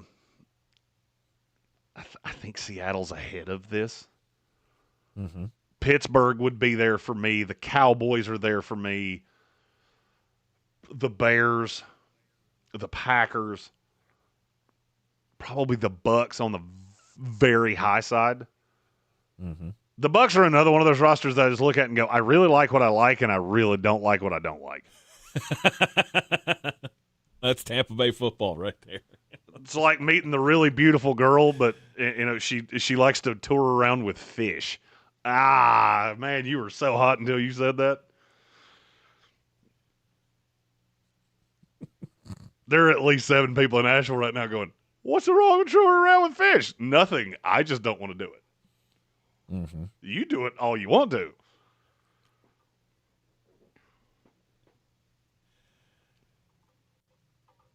Okay. Anybody else you want to highlight there in that meaty clackers group? No, I think that's where the jump happens because San Francisco would be in that group too. That's right. What I started with. I didn't reiterate that at the end. Mm-hmm. I think this list is really low on Houston. And I know their offensive line's not good, but I could say that about virtually everybody. There's not really a team in this league that I don't look at and go, you have a problem at blank. Mm-hmm. Philadelphia and Baltimore, that's the two. Those two do not have a hole. But even Detroit, I think Detroit's really, really good. But there are parts of that defense that how are you going to get pass rush? I mean, Aiden Hutchinson is going to have to be everything he was and more for you to generate consistent pass rush. Mm-hmm. Buffalo, the secondary still scares me. Kansas City, your offensive line is a shell of what it used to be. I don't like your pass rushers either. Yeah, no, our pass rushers are not great. Oh, I actually was not taking a shot at you there. I was talking about Kansas City, but I don't like your pass rushers. Oh, either. I thought you were talking about my team. Trust me, I understand how you would how you would go. He's talking about Tampa Bay again, because I do love to do that. Of course you do.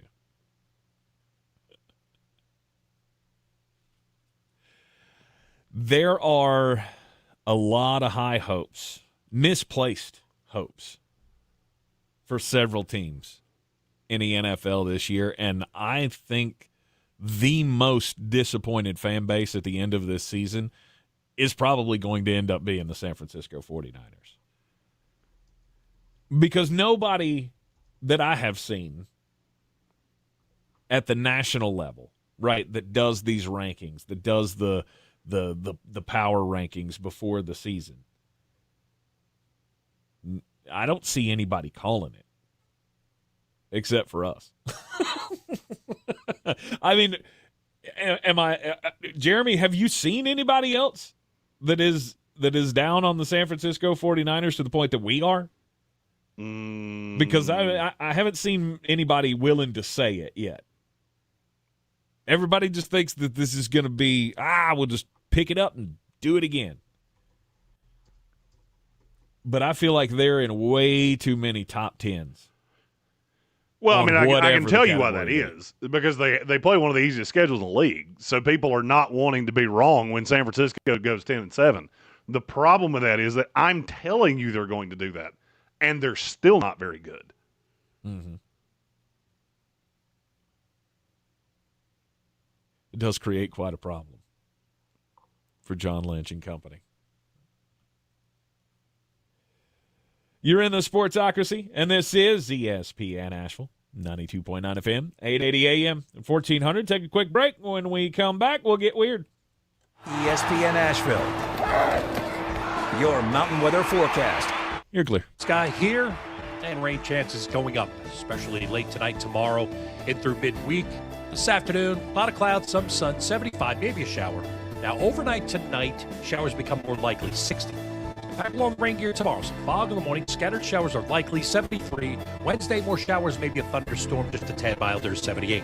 From the Weather Channel, meteorologist Ray Stagey. This report is sponsored by Audible. Audible's romance collection has something to satisfy every side of you. Fall for a brooding duke. Dive into a steamy romantasy series from Sarah J. Maas. Or find the perfect rom-com from Lily Chu. Start listening free when you sign up for a 30-day trial at audible.com. Here's comedian Howie Mandel for hands-free Cozy Fit Skechers slip-ins. Yeah, I'm holding a new Cozy Fit Skechers slip-in sneaker, and first of all, I barely know I'm holding it. It's that light. You see, Cozy Fit is a cool new sneaker where the upper is made of a soft quilted material. It's kind of like a little puffer jacket for your feet, except it looks like a super stylish sneaker. Introducing new Cozy Fit Skechers slip-ins, the latest comfort creation from Skechers. You can find Cozy Fit Skechers slip-ins at a Skechers store, Skechers.com, or wherever stylish footwear is sold.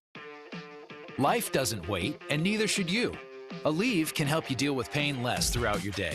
Whether it's a long day on your feet, a demanding workout, or everyday aches and pains, you need relief that can keep up when pain persists. Aleve is here for you with longer-lasting body pain relief compared to leading OTC-branded pain relievers. With just one pill, Aleve lasts up to 12 hours. Don't let those aches hold you back from doing what's important to you. Use as directed. You've got apps for everything. Music, photos, even ordering coffee. But only one app gives you the live radio experience. It's radio your way. Anytime, anywhere. Join the millions already listening. The free iHeartRadio app. The #1 app for radio. Coming up this Saturday, we want our wieners in your mouth. I don't think they want their new spot to say that. That bring a smile to our faces. I feel very sure they don't. And joy to our hearts. At Ingalls, we know there's no one you'd rather share those miniature memorable moments with than family. Ingalls, all the ingredients for family. This is Jada. Come sample our wieners. Ford of Hendersonville. Our value of commitment. Committed to you as our customers and the community that the we next serve. fat baby Jeremy Do is better, without a be doubt better the best every one. day. That's the Parks promise. Experience the Okay. It's the best one, and it's really not Looking to all that buy or sell in Asheville? At Clarissa Sells WNC with eXp Realty, we're proud to be the #1 real estate team in Buncombe County. Give us a call, 828-774-6343. We're here for what matters most, you. In the aftermath of Hurricane Helene, we found out a lot of things about our community. We saw neighbors helping neighbors, and we learned in desperate times one of the best things to have around is a redneck with a chainsaw. Not just a chainsaw, boy, just country boys in general. When you live in these mountains, you figure it out. Like, you make stuff happen. After answering the calls for help that they heard on the radio, the Chainsaw Brothers are still here, making it happen the right way. Fair, insured, and local. Need tree help? Call the Chainsaw Brothers, 316-1013. 316-1013. On the weird scale, there's Vegas, there's Florida, and there's Asheville. Let's get weird, Asheville. We are back at the Sportsocracy, and it is ESPN Asheville. Jeremy, we got a story here from Durham today. Not Durham, North Carolina. Durham, Connecticut, where there has been, there's been a tragedy, honestly, in the town of Durham, where in a place called the Ott Meadow Open Space, it's like a park in Durham, Connecticut, the town's conservation committee has committed an atrocity. They have torn down a local attraction at the park. It was called Fort Dingleberry. Chose a weird time to start paying attention. Fort Dingleberry was a freestanding structure that there's no real clear story on where it came from, but it appears that it could have been the summer project of some teenagers as they just, all of a sudden, the park now had like a clubhouse. I'm looking at the pictures of this thing, and it looks like something out of the Little Rascals. Y'all remember that movie from our childhood. Not talking about the black and white TV show, but the 90s movie with that Richie Rich kid in it. Or the one that did the TV show, I guess. And they just tore it down. They said it was a hazard, a health hazard to the park. Lots of people are upset about this. Teenagers especially, because, I mean, what really could go wrong with just a random wooden shack in the corner of a public park somewhere? Jeremy, we'd have to tear this down in Asheville in 10 minutes. No doubt. No you doubt. Put this up at a public park in Asheville, that thing's got to go immediately. So, Tank, I'm going to give you the choice of which outside story I'm going to tell. Okay. Do you want to hear the tale of the urinating Amazon driver? That's close. The tale of Batmouth? Or the tale of Pikachu's almost boobs? Okay. I'm out on the Pokemon. I don't Oh, that's the Pokemon. best one. I'll save that one for another time. Give me the first one. Give me the urinating Amazon driver? Uber driver, yeah. Amazon driver, excuse me. All right, this comes from the state of California. A woman has been receiving packages to her house. She orders Amazon on a daily basis. Apparently, she works from home. She has a TikTok account. And she has been sleuthing that over the last few weeks, every time she finds an Amazon package outside of her house, she also finds a stain on the side of her house that looks like something has wazzed on the side of it. So she has hypothesized that her Amazon driver is piddling where he's dropping off the packages. Now, I asked this question. Is this a big deal to you, yes or no? Yes. Why is this a big deal to you? Some strange man is wazzing on my property? Yes, look, that's the concern. We me. all know as men, the outdoor waz is a waz that is not to be trifled with. Right. It is as good as it gets, but that is upon the property with which you have communicated with the government and exchanged money, and it is yours. Mm-hmm. It is not okay to take a raging waz on somebody else's house. Also, why are you piddling on the house? Because it's literally on the side of the house. Like, go in the woods, you heathen. Because he just likes to paint the outside of the house. I'll be honest with you. When I read this story, about that. When I read this story, I thought that there was going to be something written on the house, like Jeff was here. Thanks, Karen. By the way, the chat has overruled you. I am now telling the story of the Pikachu boobs. Comes from the... I'm trying to find the name of this. It's a Pokemon community that has determined that apparently Nintendo, when Pokemon was released in the United States, they thought it needed boobs. It looked too much like a cartoon character like a character from the Broadway musical Cats.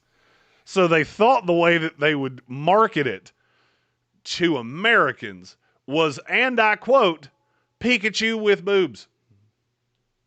That was his name. Her name. Its name. Whatever it is. The part of the story that gets me, and this is according to GameSpark, by the way. I was trying to find the name of the website. I couldn't find it. They determined that they didn't do this in Asian markets because they felt like, and I quote, they could not contend with other cartoon boobs with Pikachu. Yep. So they came to America and Fair. went, that'll sell. And at some point they changed their mind. And they didn't go with that. And it makes me sad.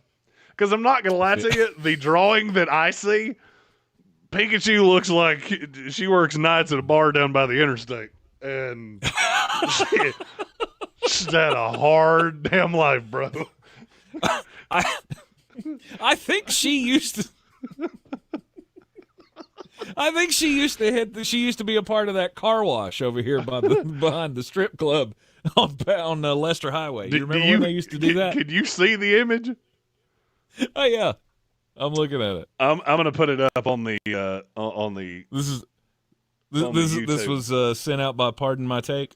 Yes. Is that what you're looking at? Yes. Yeah.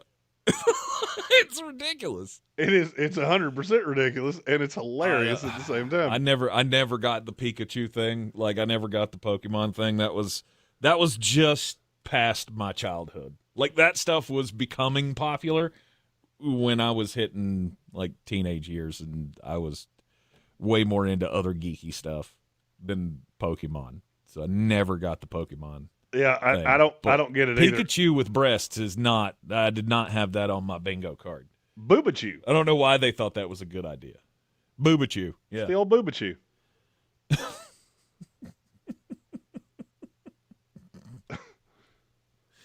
Oh, why? Why? Beats me. I didn't draw it. It was right. I just told you about it. I know, but now I can't unsee it. And what's funny is now you're not it's going to be able to see. unsettling. Now you're not going to be able to see Pikachu the same way either. Well, I mean, I'm fine. He didn't mean anything to me anyway. So,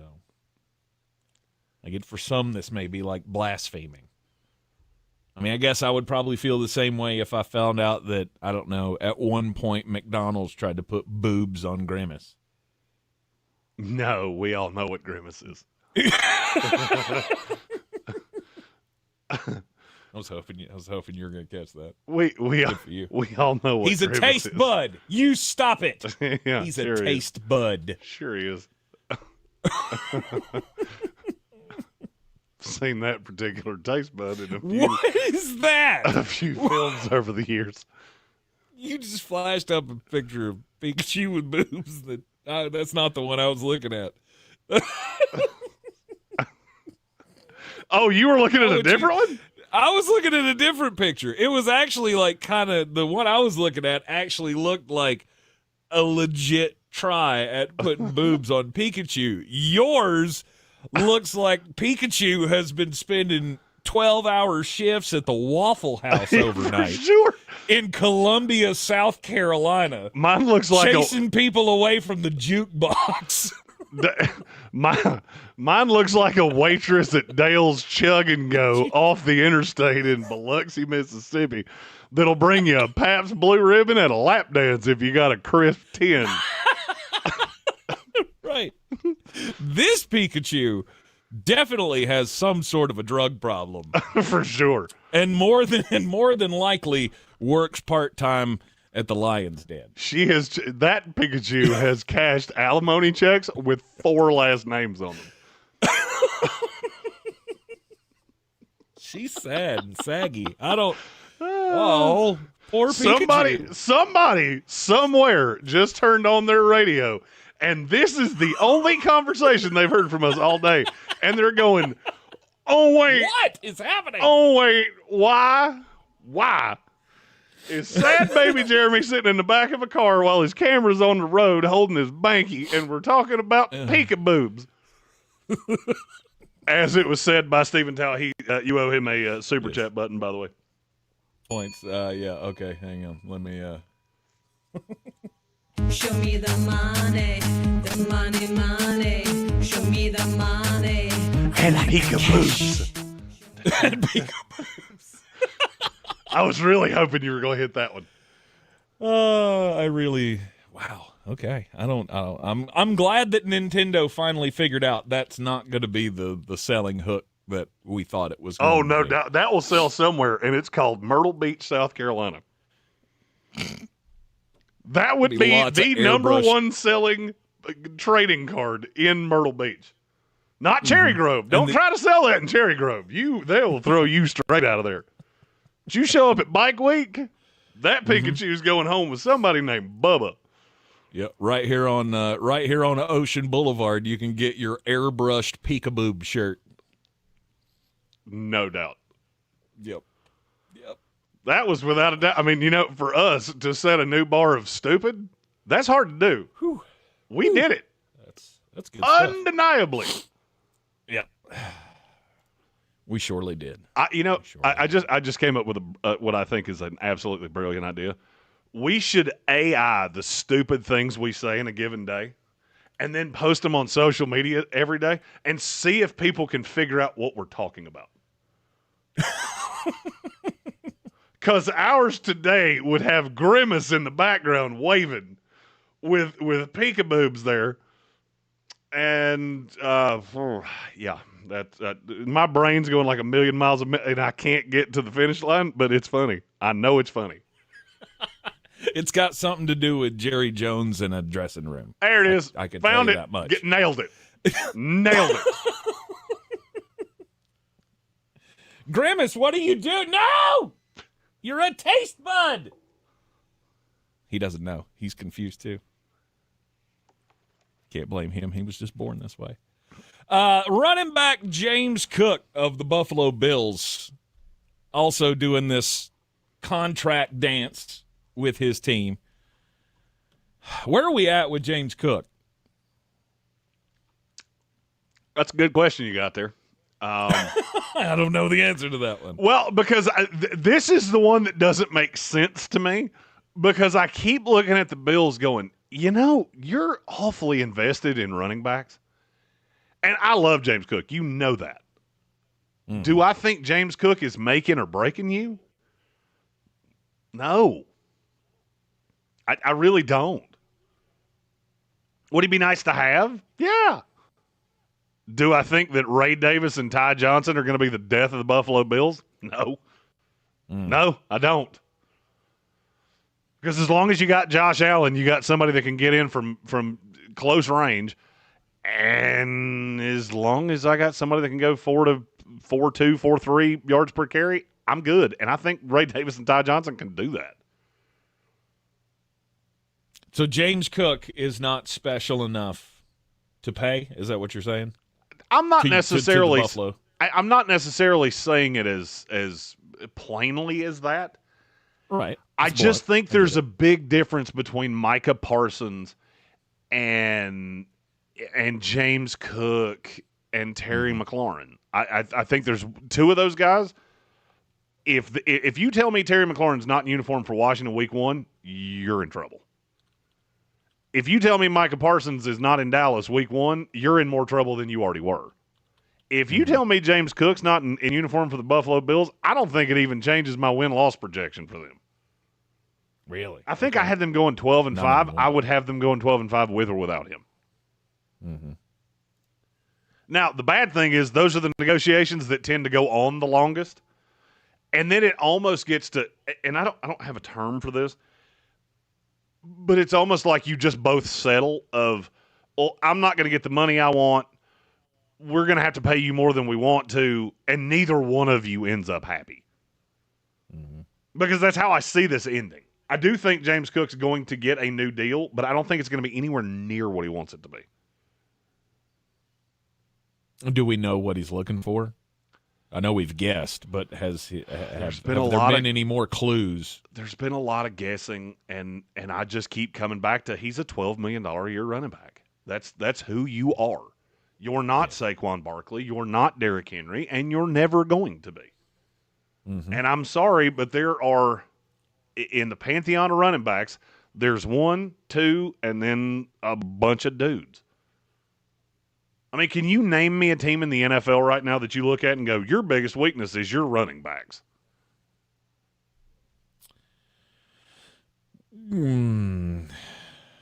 Dallas. I mean, Houston? Houston, if there's no Joe Mixon, all right, we can talk about that one. Mm-hmm. You said Dallas. I mean, to me, Dallas has so many other issues. Your secondary's terrible. Without Micah Parsons, you can't get to a quarterback consistently. You don't have a whole lot of young talent. I think your tackles are going to be straight up bad. And you have a quarterback that gets hurt about every 15 minutes. Yeah. For me, running back, it might sneak into their top 5, but it's not comfortably. I think running back's a problem for the Bears.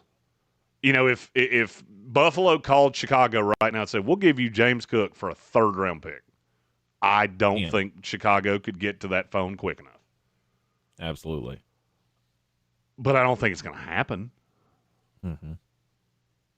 Other than that, every team in the NFL has a legit one, or a young guy that they believe in. Mm-hmm. We talked about the running back renaissance. The problem with that is that you just had the best running back class we've ever had. So you have a lot of young running backs that you can believe in.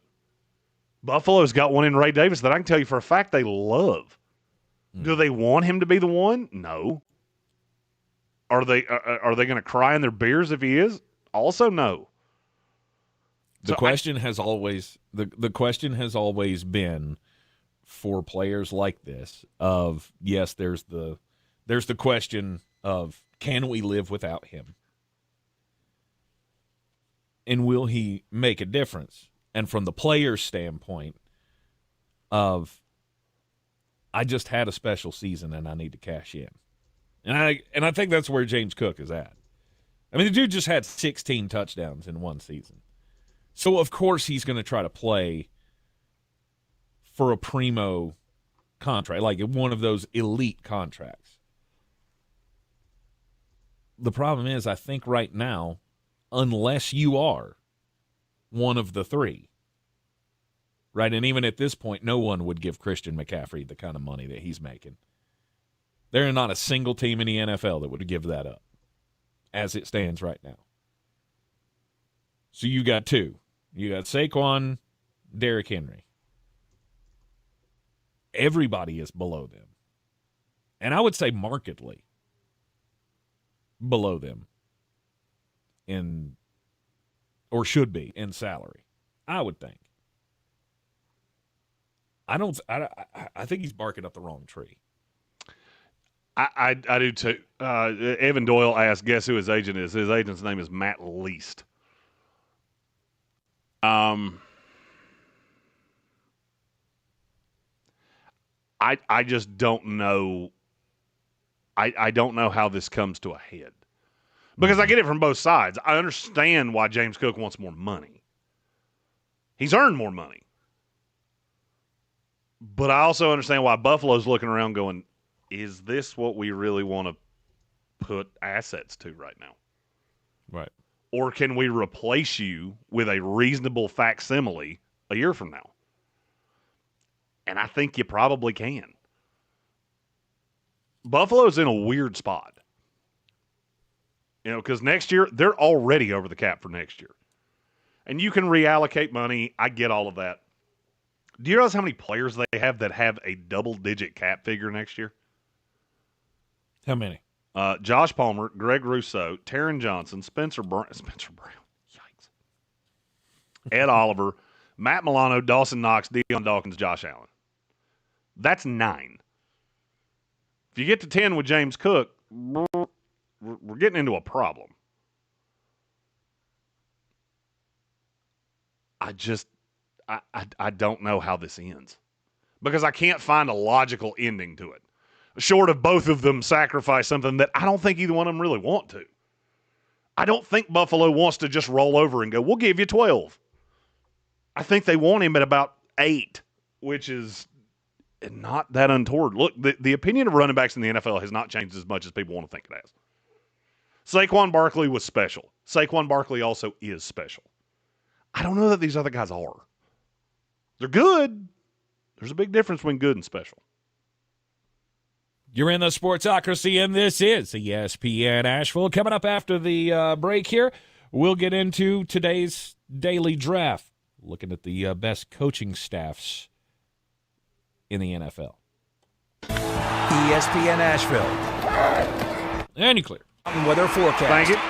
Gray sky here, and rain chances going up, especially late tonight, tomorrow, in through midweek. This afternoon, a lot of clouds, some sun, 75, maybe a shower. Now, overnight tonight, showers become more likely, 60.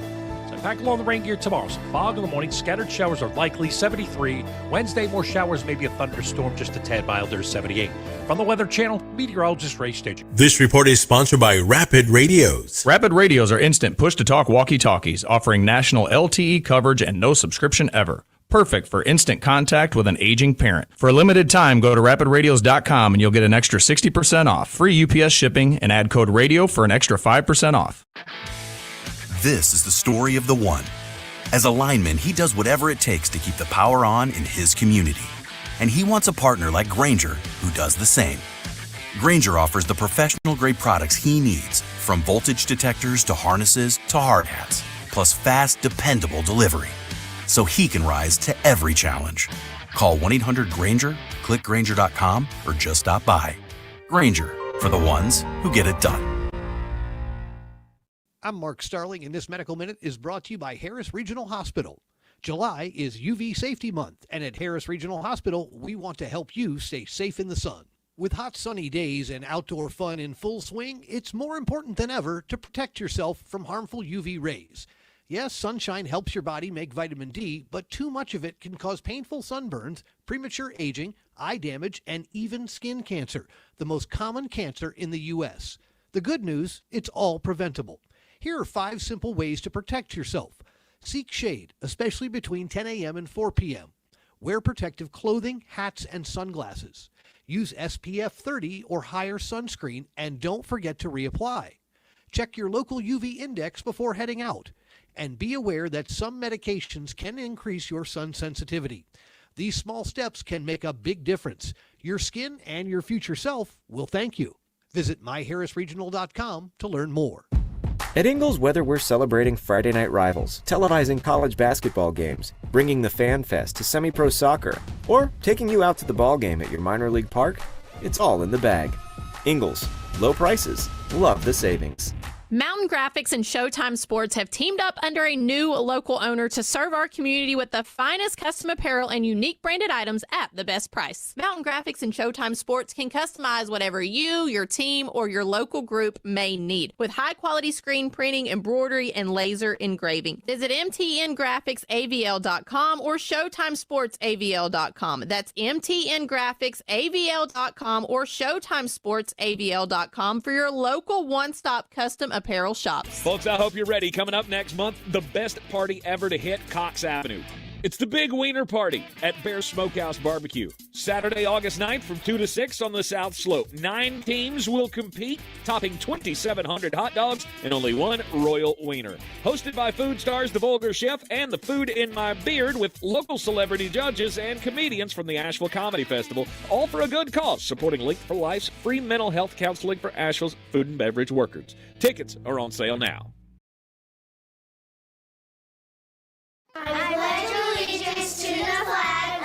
Link your Ingalls Advantage card to your child's school, giving the advantage to those who really need it. That's our pledge to you.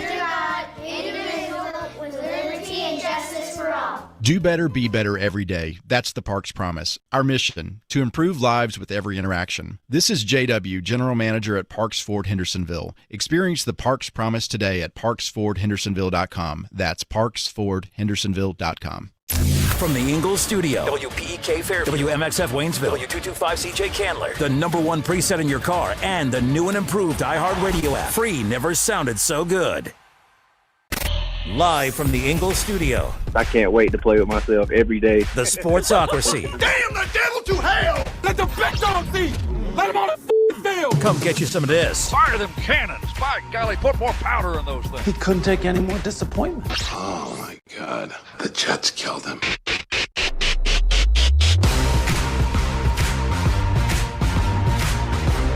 It is ESPN Asheville, 92.9 FM, 880 AM, 1400, the Sportsocracy, coming to you live from the Ingalls studio. We are heard everywhere you go on the iHeartRadio app. Seen everywhere on YouTube. Just go to thesportsocracy.com, click the live video link, subscribe to the channel, and that way you can join us in the chat. It is another day counting down to the start of the NFL season, or the football season, really. Training camps are going on. Our first preseason games of the year are coming up this weekend for most teams. Of course, we had the Hall of Fame game last week. The slate gets started on Friday of this week for preseason week 1. The Carolina Panthers and the Cleveland Browns will be the first matchup over on News Radio 570 WWNC, your home for Carolina Panthers football all season long. Tonight is the first Panther Talk of the season, so the coaches show for the Carolina Panthers will be on the air right here on ESPN Asheville all season long. 6 o'clock every Monday night. You'll hear from Dave Canales and Jim Zoki and all of the cast of Nish Schroff, all the characters over there at for the Carolina Panthers.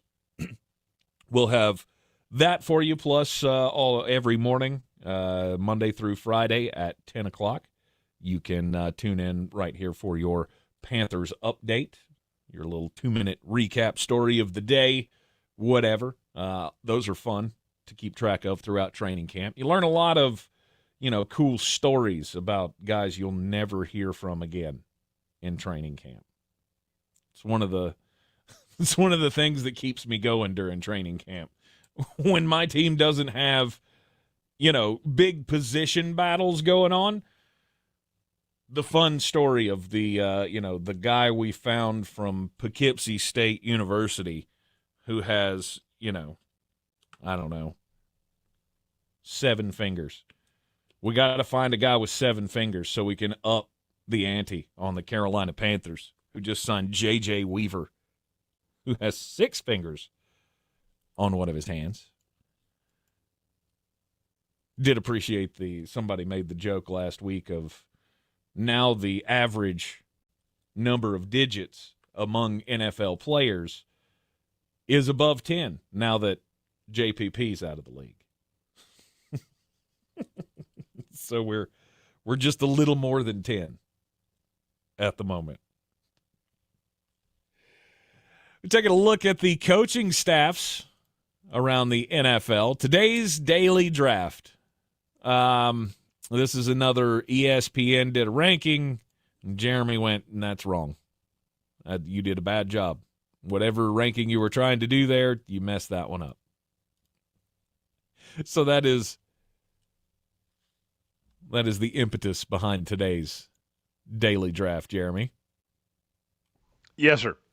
I don't necessarily have a huge problem with their list. I just don't like the order with which they put them in. Because I have a rule. You can't have the best coaching staff in the NFL if I ask you what one of your coordinators' names is, and I could have made it up and you would have gone with me.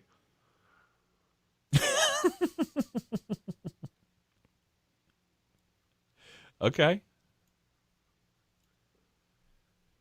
So do you want to go first in this little scenario? No, I'll let you go first. No. I had to think about that for a minute. Okay.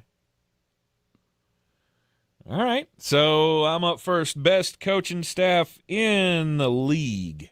And now, for posterity's sake, this is head coach, coordinators, the entire staff.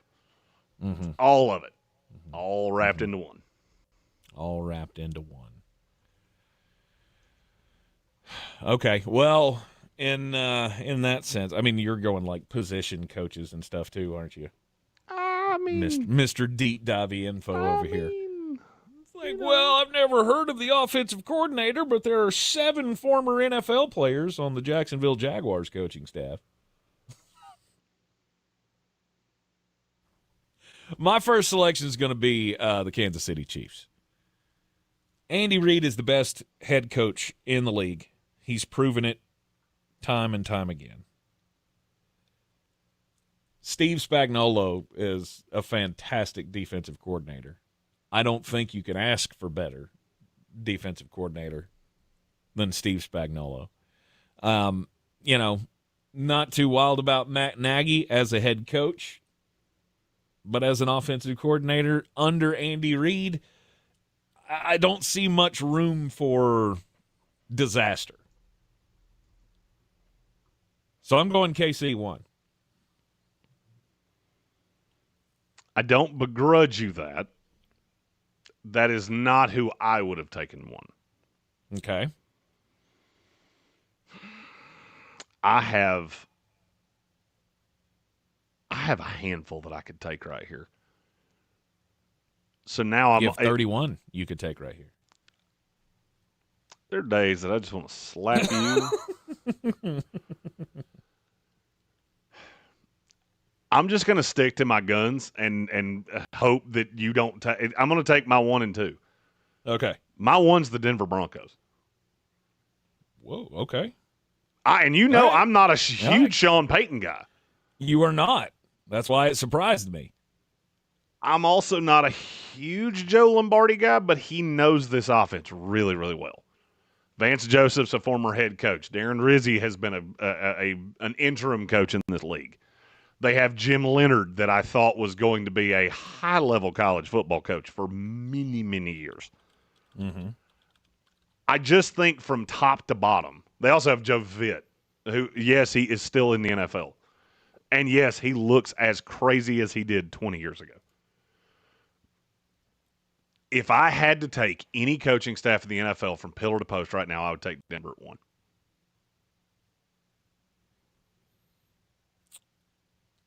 Okay. Now. I get the Sean Payton side of that. I don't know. I put a lot of stock into guys that have coached games. Yeah, I get you. The experience. You didn't have to be a great head coach either. Sure. But that gives me a lot of guys that, I mean, because look, Joe Vitt's coached games, Joe Lombardi's coached games, Vance Joseph has coached games, Darren Rizzi has. There's a lot of talent and a lot of depth and a lot of veterans on that coaching staff.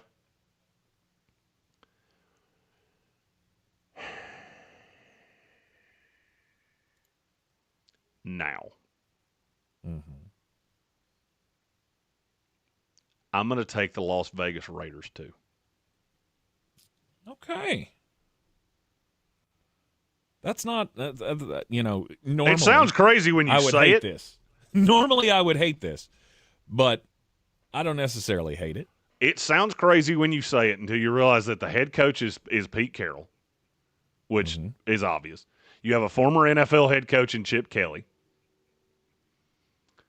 You have a former NFL head coach in Joe Philbin, a former NFL offensive coordinator in Greg Olson, Patrick Graham, who's been right on the precipice of being an NFL head coach for a lot of years.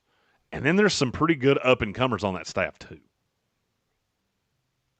I think that's a really good coaching staff in Vegas. And Pete Carroll did a masterful job of keeping what was good and moving on from what wasn't. I was also really scared, and I'm not going to lie to you about this. I was really scared when Pete Carroll took this job that you were going to get a Seattle light, because that had happened at the end where it really didn't matter. He was so loyal to his guys that they stuck around forever. None of those names are on this staff. None of them. And that says a lot to me. So pillar to post, I would take the Raiders too. All right. Denver and Las Vegas. Those are your 1 and 2, really. Okay. Yep. All right. Now remember, I said depth of your staff. I did not say those were my favorite head coaches. Sure. I said from top to bottom, I think those are the two that will get the most out of the talent on their respective rosters. Okay. All right. My second pick will be my 2. Is the Baltimore Ravens. I love John Harbaugh. I always have loved John Harbaugh. As do I. Todd Monken. You know how I feel about Todd Monken. 2-time national champion at Georgia. And is doing just a fine job with the Baltimore Ravens and Lamar Jackson. Zach Orr, I mean, I don't really know a whole lot about Zach Orr. Just know what people have, said about him. But that's another staff that, as I looked deeper into the staff, they got a lot of dudes on here that you know. Oh, for sure. And a lot of dudes that could have futures beyond this, and some guys that have plenty of experience that are just hanging around to give you advice, like Chuck Pagano. I think you could do worse with a senior defensive assistant. That's a name that you just kind of respect having it in the room. Now, unfortunately, Willie Taggart is on the staff as well, Jeremy. I was wondering if you were going to say it or if I was going to say it.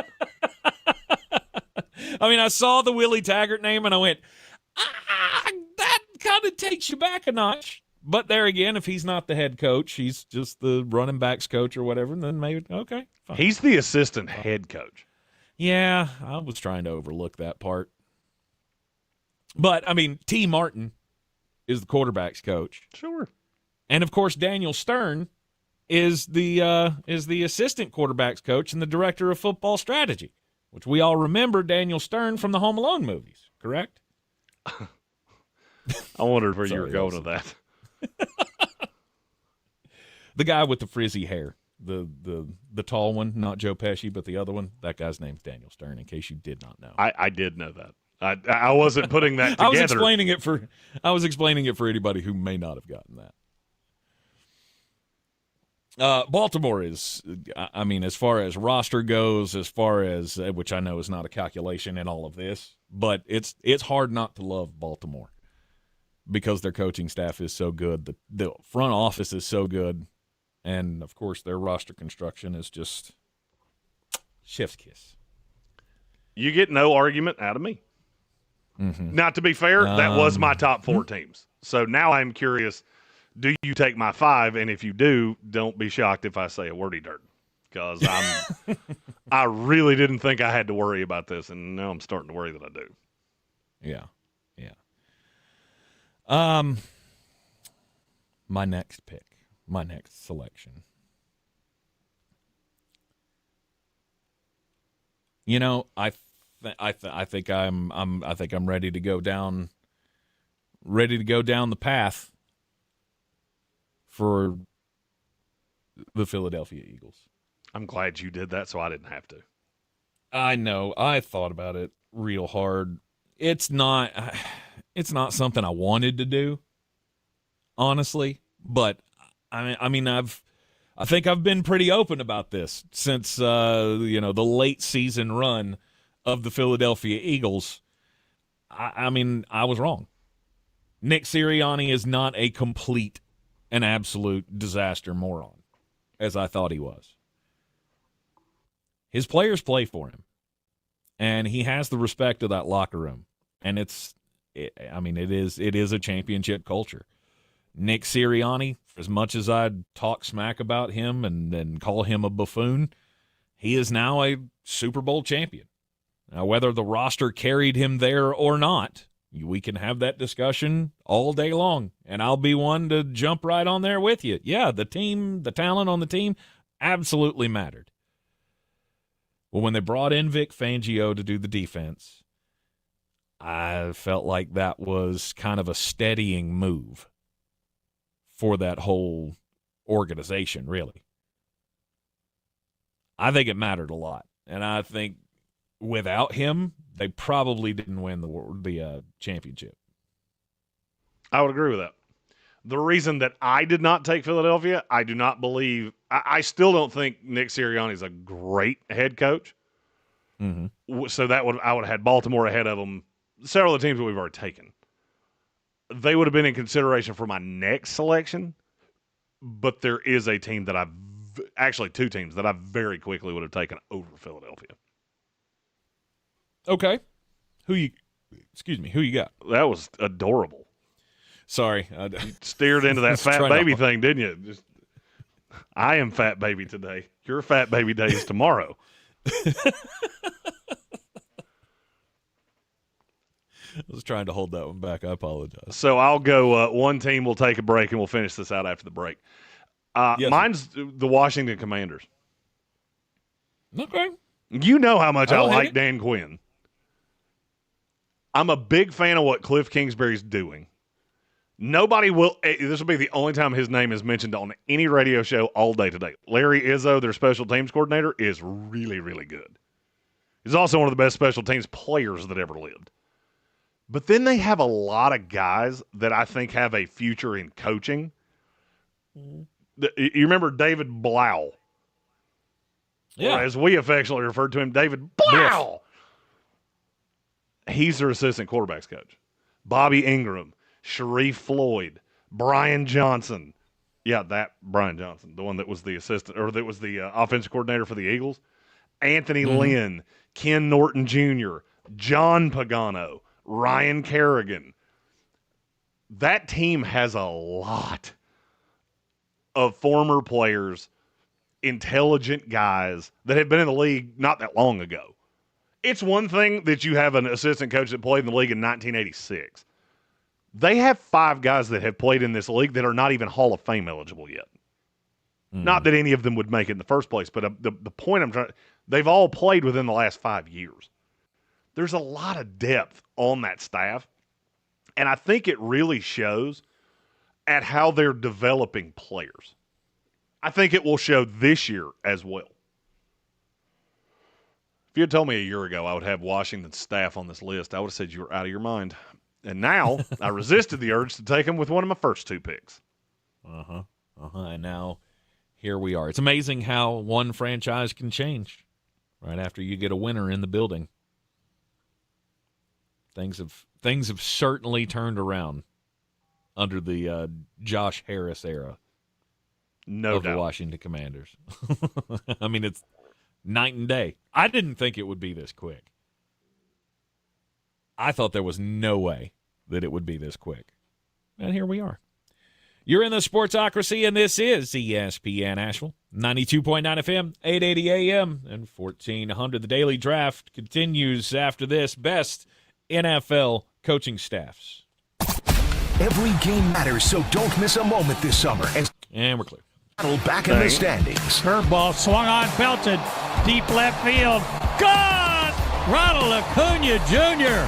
5-1 Atlanta. Wait till you see the next Join us bat, for baby Atlanta Jeremy. Braves baseball all season on Asheville's #1 sports station, ESPN Asheville. Our coverage of the Braves brought to you by Parks Ford of Henderson. Well, that last one was definitely singing Country Roads after drinking a handle of Fireball. No doubt. Season 2 of Good Game with Sarah Spain is underway, and we just welcomed one of my favorite people, an incomparable soccer icon, Tank, Megan I'm Rapinoe, going to to the draw show. your Take a attention listen. to the. Sue and I were, like, writing the I'm going to share my line screen the with you other so day, and you we're can like, see this before. Okay. Because if you're going to giddy laugh, I want you to do it now.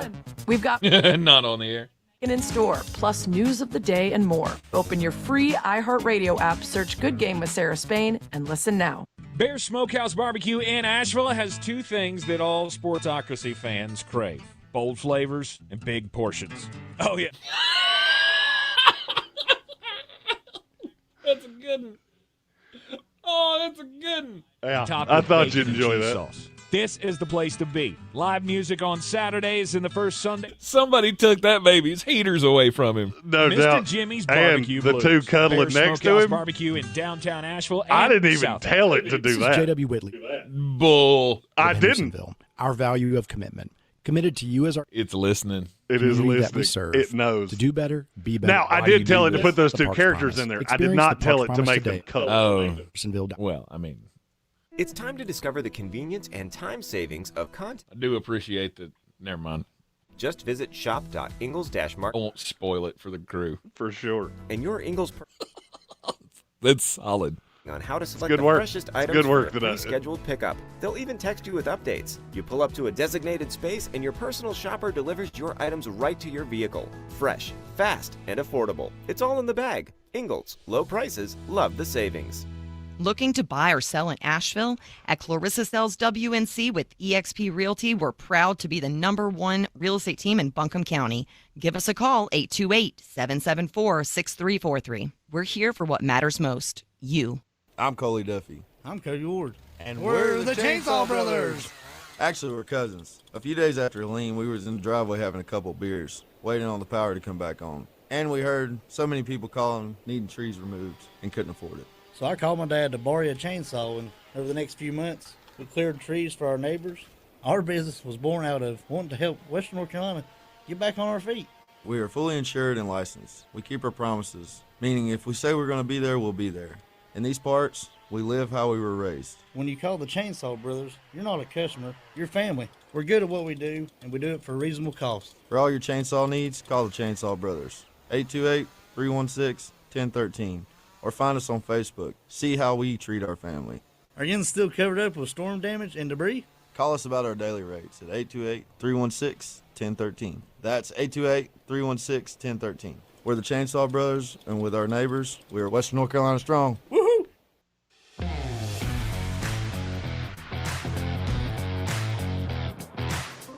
The Sportsocracy. These guys are a f***ing disgrace.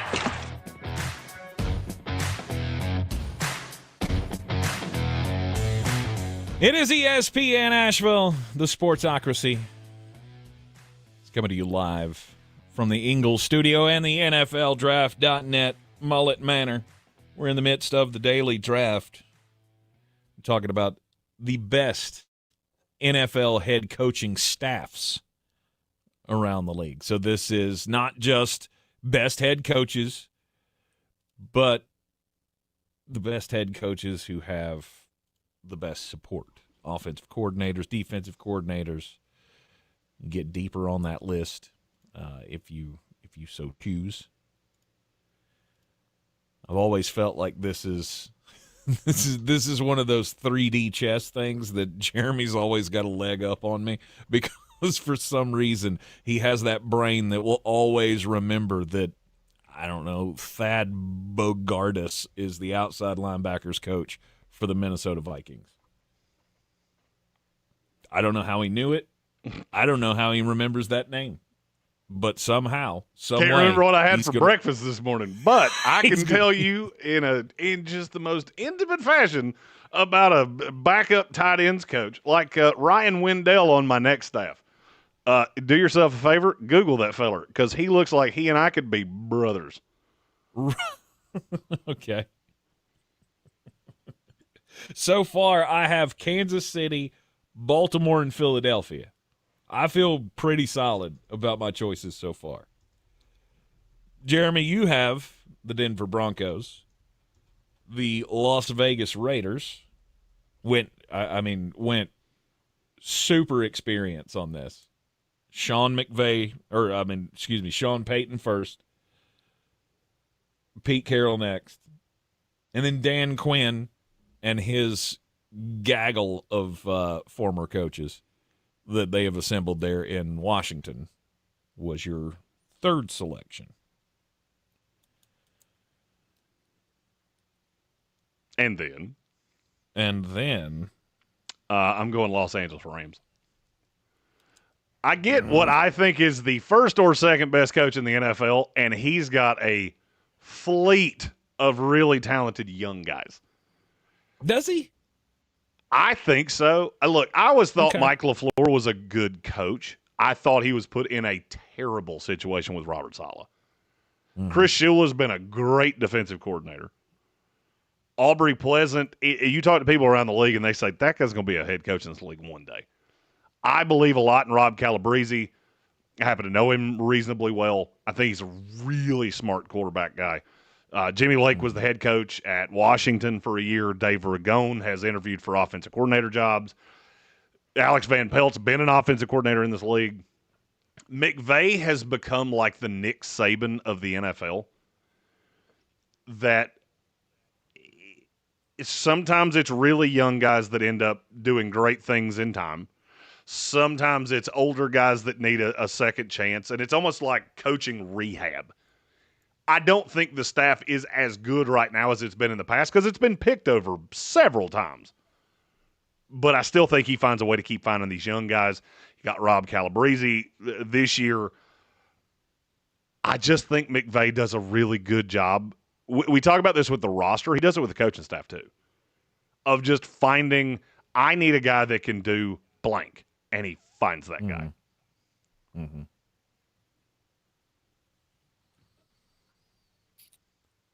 I hate the fact that you just took the Los Angeles Rams away from me. But I'm glad you did it because you had way more insight on the coaching staff than I would have given. Because I was considering them just because of how good Sean McVay is. I don't really necessarily know how good any of the other guys on the coaching staff are because, well, I mean, they've been brought up in the system, right? And there are times when we see coaches leave Sean McVay and go somewhere else, and maybe the genius is not there. Maybe whatever mojo he's got going did not transfer to the coach who moves on elsewhere. However, I believe it did transfer over to one of his coaches or former coaches. And that'll be my next selection in today's daily draft. I'm going Minnesota Vikings with Kevin O'Connell. Brian Flores had the, number one defense, if not top three defense at least, in the NFL last year.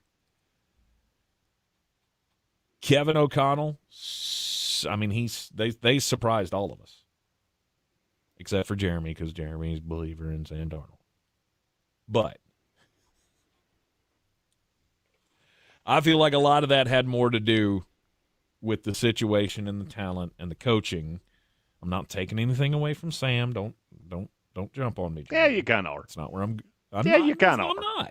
I'm not. I'm not saying that Sam is bad or anything. I'm just saying he had a really good coach, and he had some good wide receivers that really helped him out. Now, Kevin O'Connell and Minnesota Vikings being number 1 in the league is dumb talk. That's insane. That's dumb, which they were on the list that we're referring to. Mm-hmm. They were the number 1 coaching staff in the NFL. I love Kevin O'Connell. Brian Flores is a good really good defensive coordinator, in my opinion. Plus, they got Keenan McCardell on that staff. They got Mike Pettin. They have a few guys on that staff Mm-hmm. that I like. They got some good experience and talent on that staff. Josh McCown is backs coach. Keenan McCardell, wide receiver.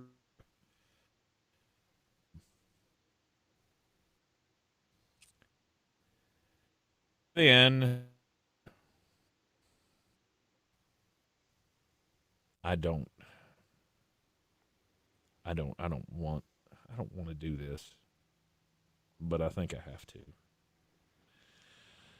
I think I'm going with the Green Bay Packers. Okay. I like Matt LaFleur to an extent. I like Matt LaFleur. I've always been critical of Matt LaFleur and his late game coaching decisions sometimes. But you cannot argue with a guy who continuously wins at the high level. Jeff Hafley as a defensive coordinator, to me, you just wrapped up both sides of the ball pretty well between LaFleur and Hafley. And then Rich Bisaccia is on this staff as assistant head coach. You have Stefanovic is the offensive coordinator. Luke Getsy's on this staff, which I know it didn't go well when he went out on his own, but it was okay in Green Bay, wasn't it? Yes. I'm good. The fact that Nathaniel Hackett's a defensive analyst, though, I don't think I'd put his name on there. Just he doesn't we'll count. Say he right, defensive analyst to be named. Because that does, that's like the Willie Taggart position. Kind of brings you down just a little bit. But I think Green Bay belongs in that category. You left me the two that I wanted, and I'm not going to lie. I was debating with it. Should Green Bay be my third here? And you took care of it for me, and I appreciate that. Mm-hmm. Because my next selection is pretty easy that it's the Los Angeles Chargers. Mm-hmm. Yeah, you thought you were going to – would you think you were going to sneak that one by me? Because it was not happening. I thought maybe you had your eyes on somebody else. Don't worry. I have another pick too. But I get Harbaugh. I think what's a really deep staff. A lot of names that they're not necessarily going to mean a lot to you, but they've been around the NFL for a long time. I just think it's a well-built staff. I also really like Jesse Minter, and I do think there's a great chance he's going to be a head coach in the NFL one day.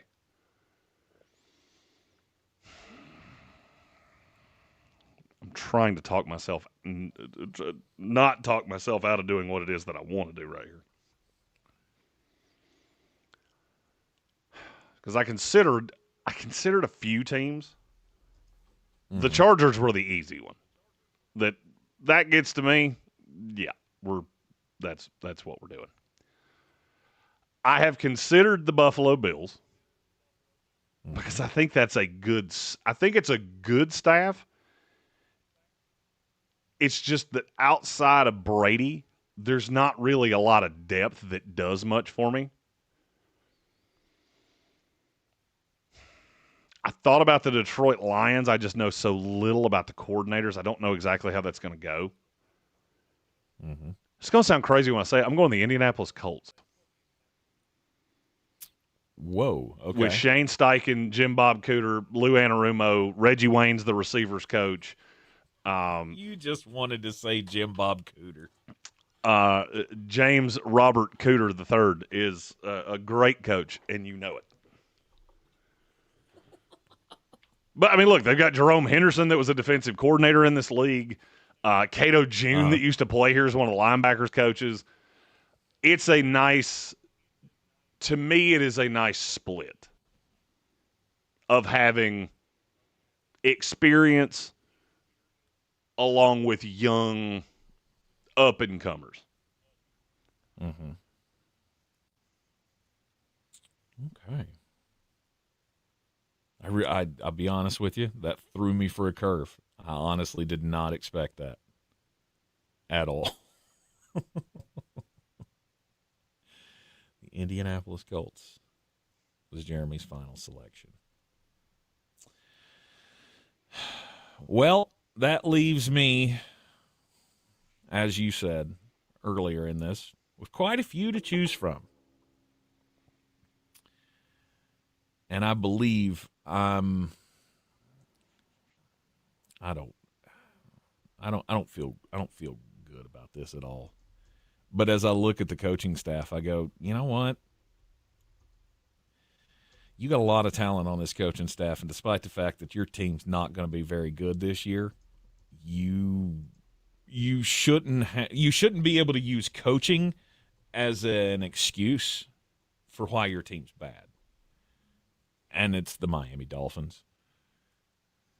With Frank Smith and Bobby Slowick and Darrell Bevel running the offense, with, of course, Mike McDaniel at the head of it. Anthony Weaver as the defensive coordinator. What up, Dubs? I mean, that's four dudes on that staff that probably will be or have been head coaches. Because Bevel was a coach, wasn't he? Didn't he get? Didn't he have a? He was the interim head coach. He was an interim head coach for Detroit and Jacksonville. He was. He wound up being interim head coach for two different teams, and of course known for his years in Seattle as the offensive coordinator up there. I'll be honest with you, I like the coordinators. It's impossible for me to like a staff going top to bottom when I don't like the head coach.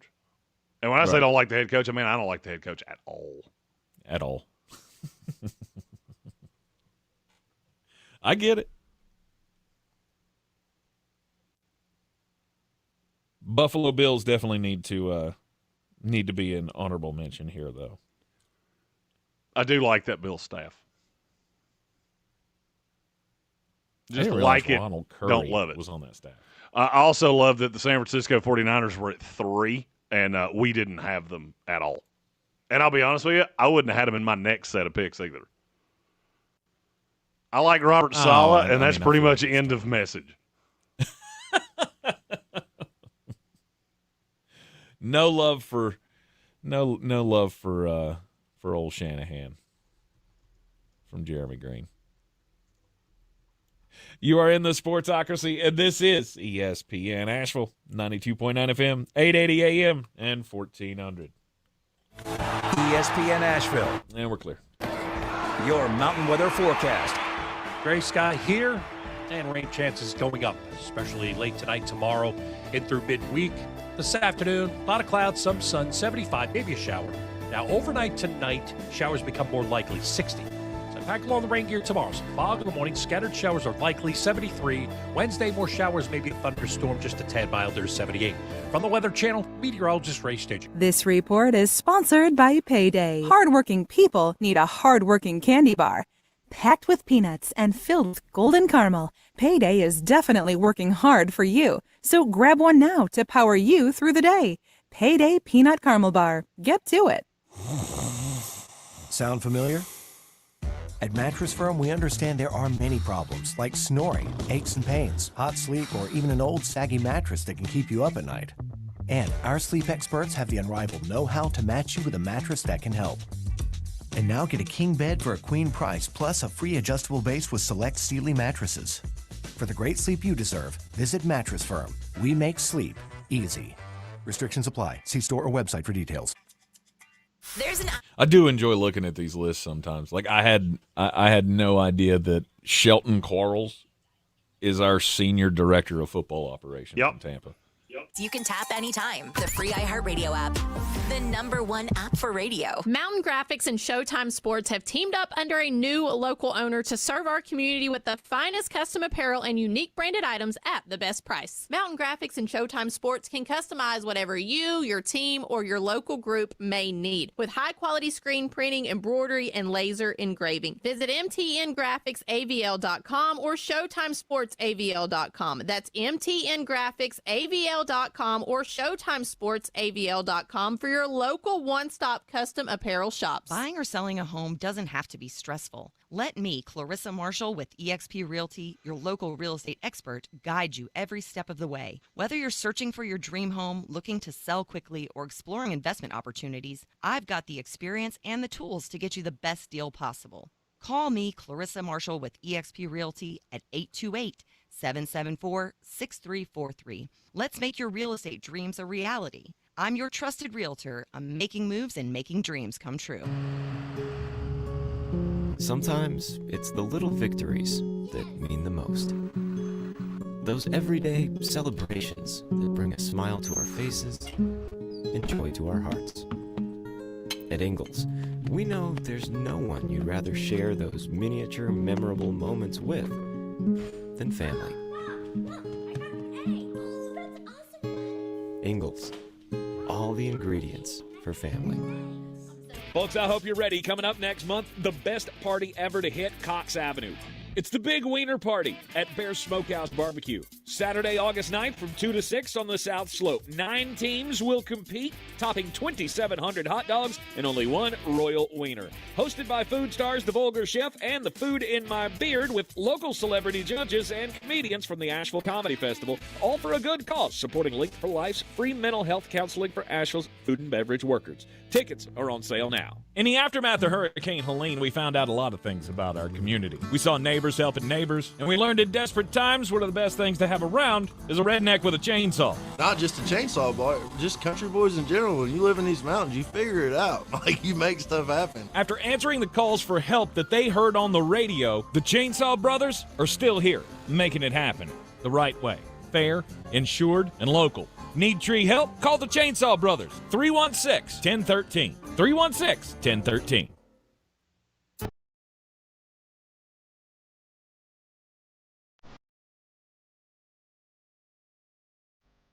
Welcome back into the Sportsocracy on ESPN Asheville. 92.9 FM, 880 AM, and 1400. Jeremy,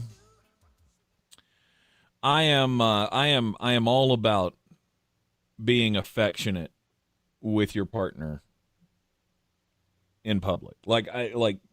Public displays of affection, kissing, hugging, things like that. All those things are fine in public. All in, the right scenarios. But sometimes couples can get a little too into it. Yep, I think your line and mine are going to be significantly different there.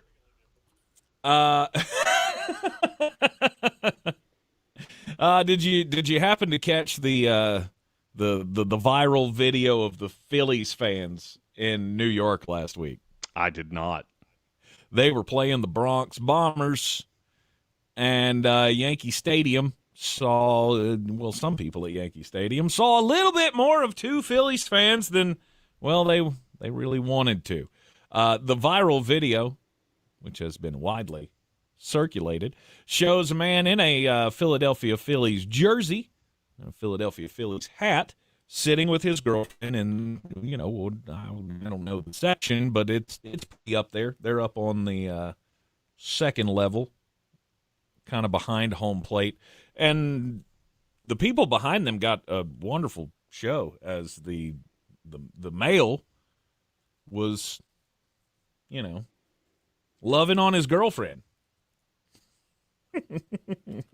in sight of everybody who knew exactly what was happening because, there's only one explanation for that kind of twitching in your seat.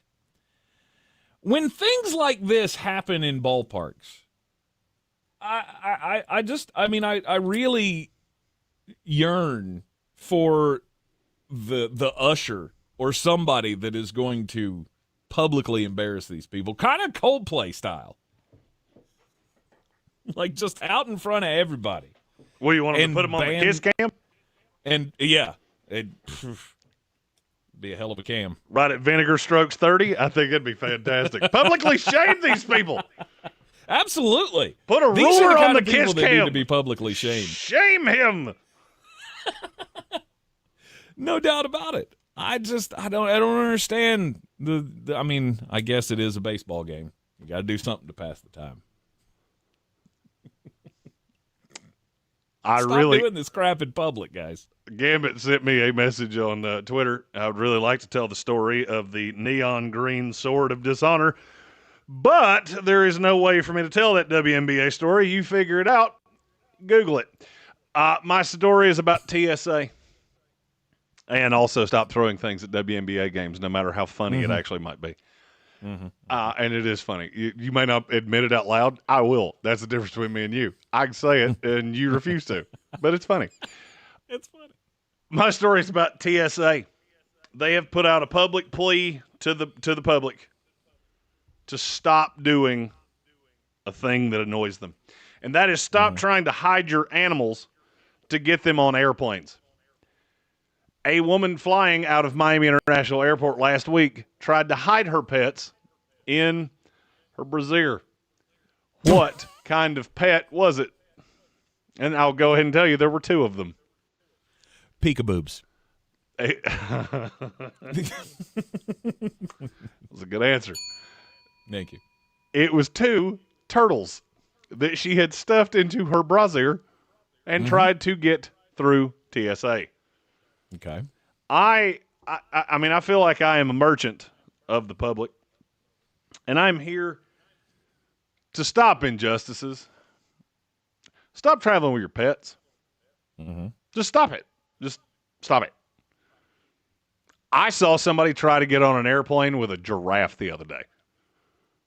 Seriously, it was an emotional support giraffe. And I'll just go ahead and tell you, if I'm on that plane, I'm going to show my whole ass.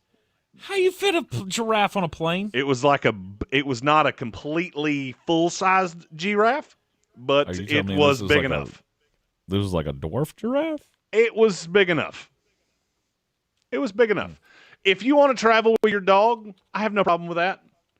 Put him in a little crate, in a little carrier. They'll put him under the plane.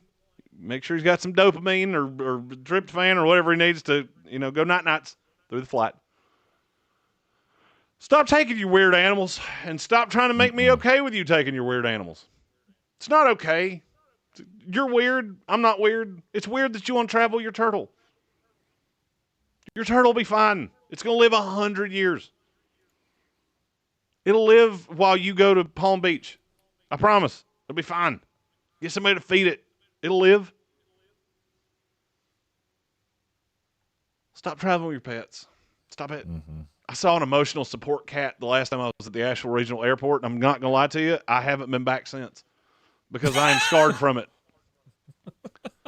I've told the story on this show. I once saw a woman pushing a rabbit around in a baby carriage. Yep. And I had met this woman a few times before, and she had talked to me about her baby. And I didn't know that her baby was a bunny. And then she showed me her baby, and I went, that's a bunny. That's not a baby. That's not a baby. Babies look like the crying thing that's on our YouTube stream right now. That is a bunny. According to what I'm looking at here on the interwebs, Jeremy, the giraffe getting on the airplane was an AI video. Oh shoot! It was way more fun my way. Yeah, I can't imagine that there's an airline that would allow that to happen. Oh, although Spirit. it does look like. He's adorable. Spirit will allow anything.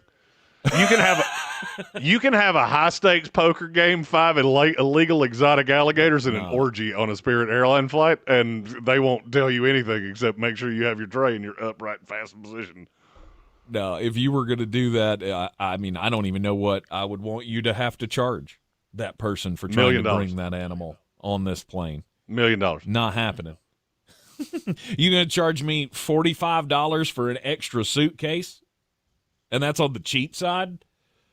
Yeah, you're charging $17,000 to bring that that giraffe on this airplane.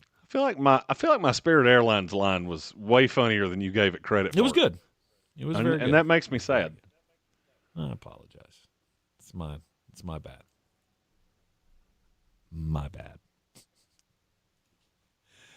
Coming up this weekend, want to make everybody aware that you can come on out to Cox Avenue this weekend, and it's going to be time for a party. The Big Wiener Party. It's going to be going on from 2 to 6 at Bear's Smokehouse Barbecue on Saturday.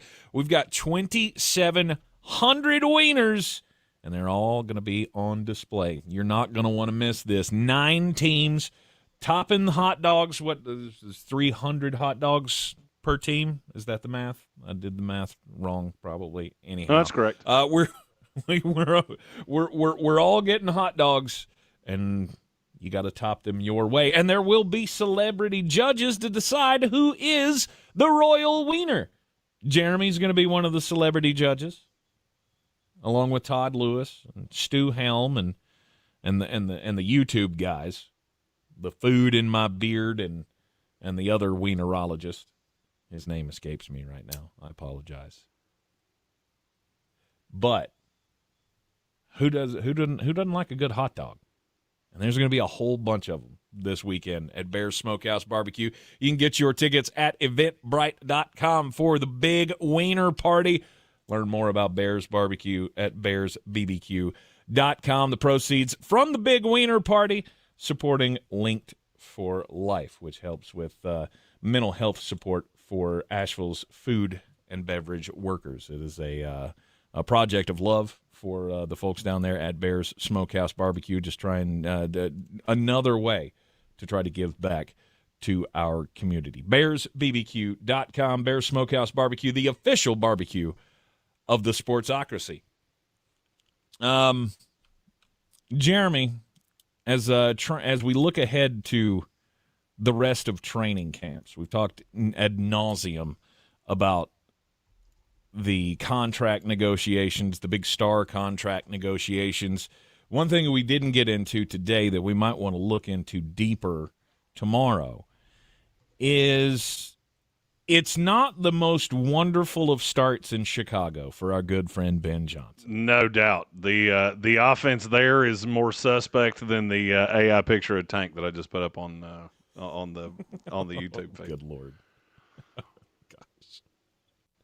Now you're going to make me go look at this, aren't you? Oh, it's so good. Yeah, and you're not going to like it. And that makes me like it so much more. Is it better than yours? Because that is ridiculous. Or is that supposed to be me? Oh, that's totally you. Yeah, that's you. Yeah, I fused you with this little creepy guy that I found, and then I gave it a 30% Jeremy Mullet vibe, and that's what it gave me. And you look like Dennis Rader, also known as BTK, if he was here to party. And I saw that, and I went, I'm going to find a way to use that one day. And then I did. Okay. All right. See, I was thinking that was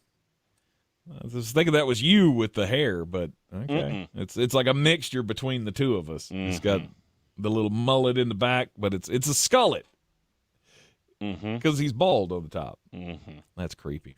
Yeah. That guy definitely has bodies in his basement. Sure. Please remove it. I don't think I will. Take offense. Take offense to that. That's gross.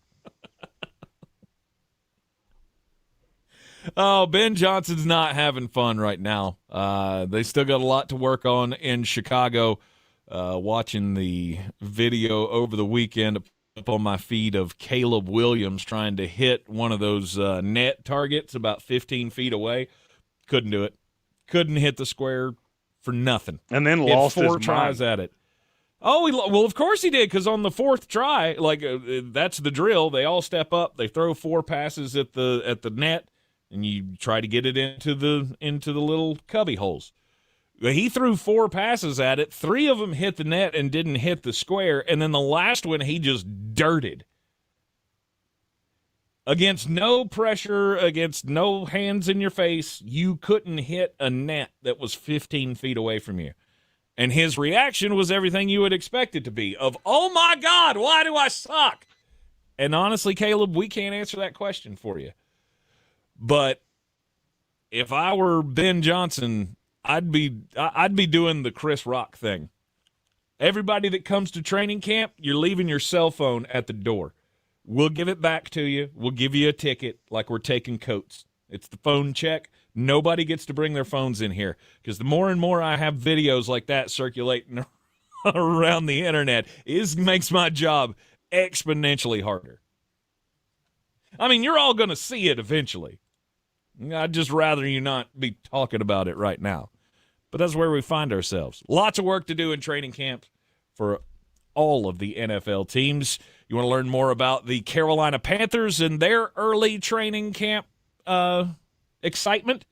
Tune in tonight to ESPN Asheville for the first Panther Talk of the season. 6 o'clock every Monday night, we'll have Panther Talk for you. And, of course, we've got another Braves game tonight, 7 o'clock, as the Braves are back at home against the Milwaukee Brewers. Of course, we'll have that coverage for you throughout the rest of the Atlanta Braves season, however long that will last. Your one-stop shop for all things football. We will return here on ESPN Asheville tomorrow at noon. ESPN Asheville. And we're clear. From Mountain Weather Forecast. Gray sky here, and rain chances going up, especially late tonight, tomorrow, and through midweek. And I don't have a morning show tomorrow, so I'm going to get sleep in. Now, overnight tonight. Oh, you don't have a morning show tomorrow? So back along the rain. No, I don't. And I found that out at like 6:02 this morning. The Tad Milder 78. Where's he? Mark was like, Mark said, I'm off tomorrow, right? And I was like, no, I don't, Jeremy. No. You didn't tell me. No, Those 5, 7, and 9. No, In class. His father-in-law's having like knee replacement surgery tomorrow or something. He's taking him. Which vary. Limited time. Drinks exclude freezers. Well, Tax extra. For more information about contests on this station, come go in to the morning and get my camera. ESPNAVL.com. Start setting up my new inviting office. you to check out my new show every Sunday, 8 to 9 a.m. here See what we on don't ESPN have that I need and get that Asheville, ordered where through we bring ours. sports and faith together. The Dan Scott Show, 8 a.m. Sundays on ESPN Asheville. Roger that. Insurance isn't the same as having State Farm. It's Yes. like wanting a psychic that helps you, but getting one that just ruins surprises. I see the season finale. Steve's the killer. Well, that's ruined. Don't settle for just any insurance. Like Gary your said neighbor, make sure you get it all State done by Farm is noon. there. I can definitely This do that. is the story of the one. As a safety manager at a manufacturing plant, he does everything he can to keep his coworkers safe. From finding ways to reduce risks to keeping safety supplies in stock. And for that, he relies on Grainger. Grainger offers a broad range of quality products and next-day delivery, so he can always play it safe. Call 1-800-GRAINGER, click Grainger.com, or just stop by. Grainger, for the ones who get it done. We all remember that one teacher who made a difference. Now's your chance to say thank you in a big way. iHeartRadio's Thank a Teacher, powered by Donors Choose. Nominate an outstanding teacher in your life to be among the winners of $5,000 to stock the classroom at iHeartRadio.com/teachers. You can't be stopped with Unstoppable's laundry scent boosters because they give your clothes 24-hour nonstop freshness. So even on your longest nonstop days, you'll be confident in smelling fresh all day long. Try now for as low as $5 and smell unstoppable. Link your Ingalls Advantage card to your child's school, giving the advantage to those who really need it. That's our pledge to you. Do better, be better every day. That's the Parks Promise. Our mission, to improve lives with every interaction. This is JW, General Manager at Parks Ford Hendersonville. Experience the Parks Promise today at parksfordhendersonville.com. That's parksfordhendersonville.com. Portions of the following program were pre-recorded. At Ingalls, whether we're celebrating Friday night rivals, televising college basketball games, bringing the Fan Fest to semi-pro soccer, or taking you out to the ball game at your minor league park, it's all in the bag. Ingalls, low prices, love the savings.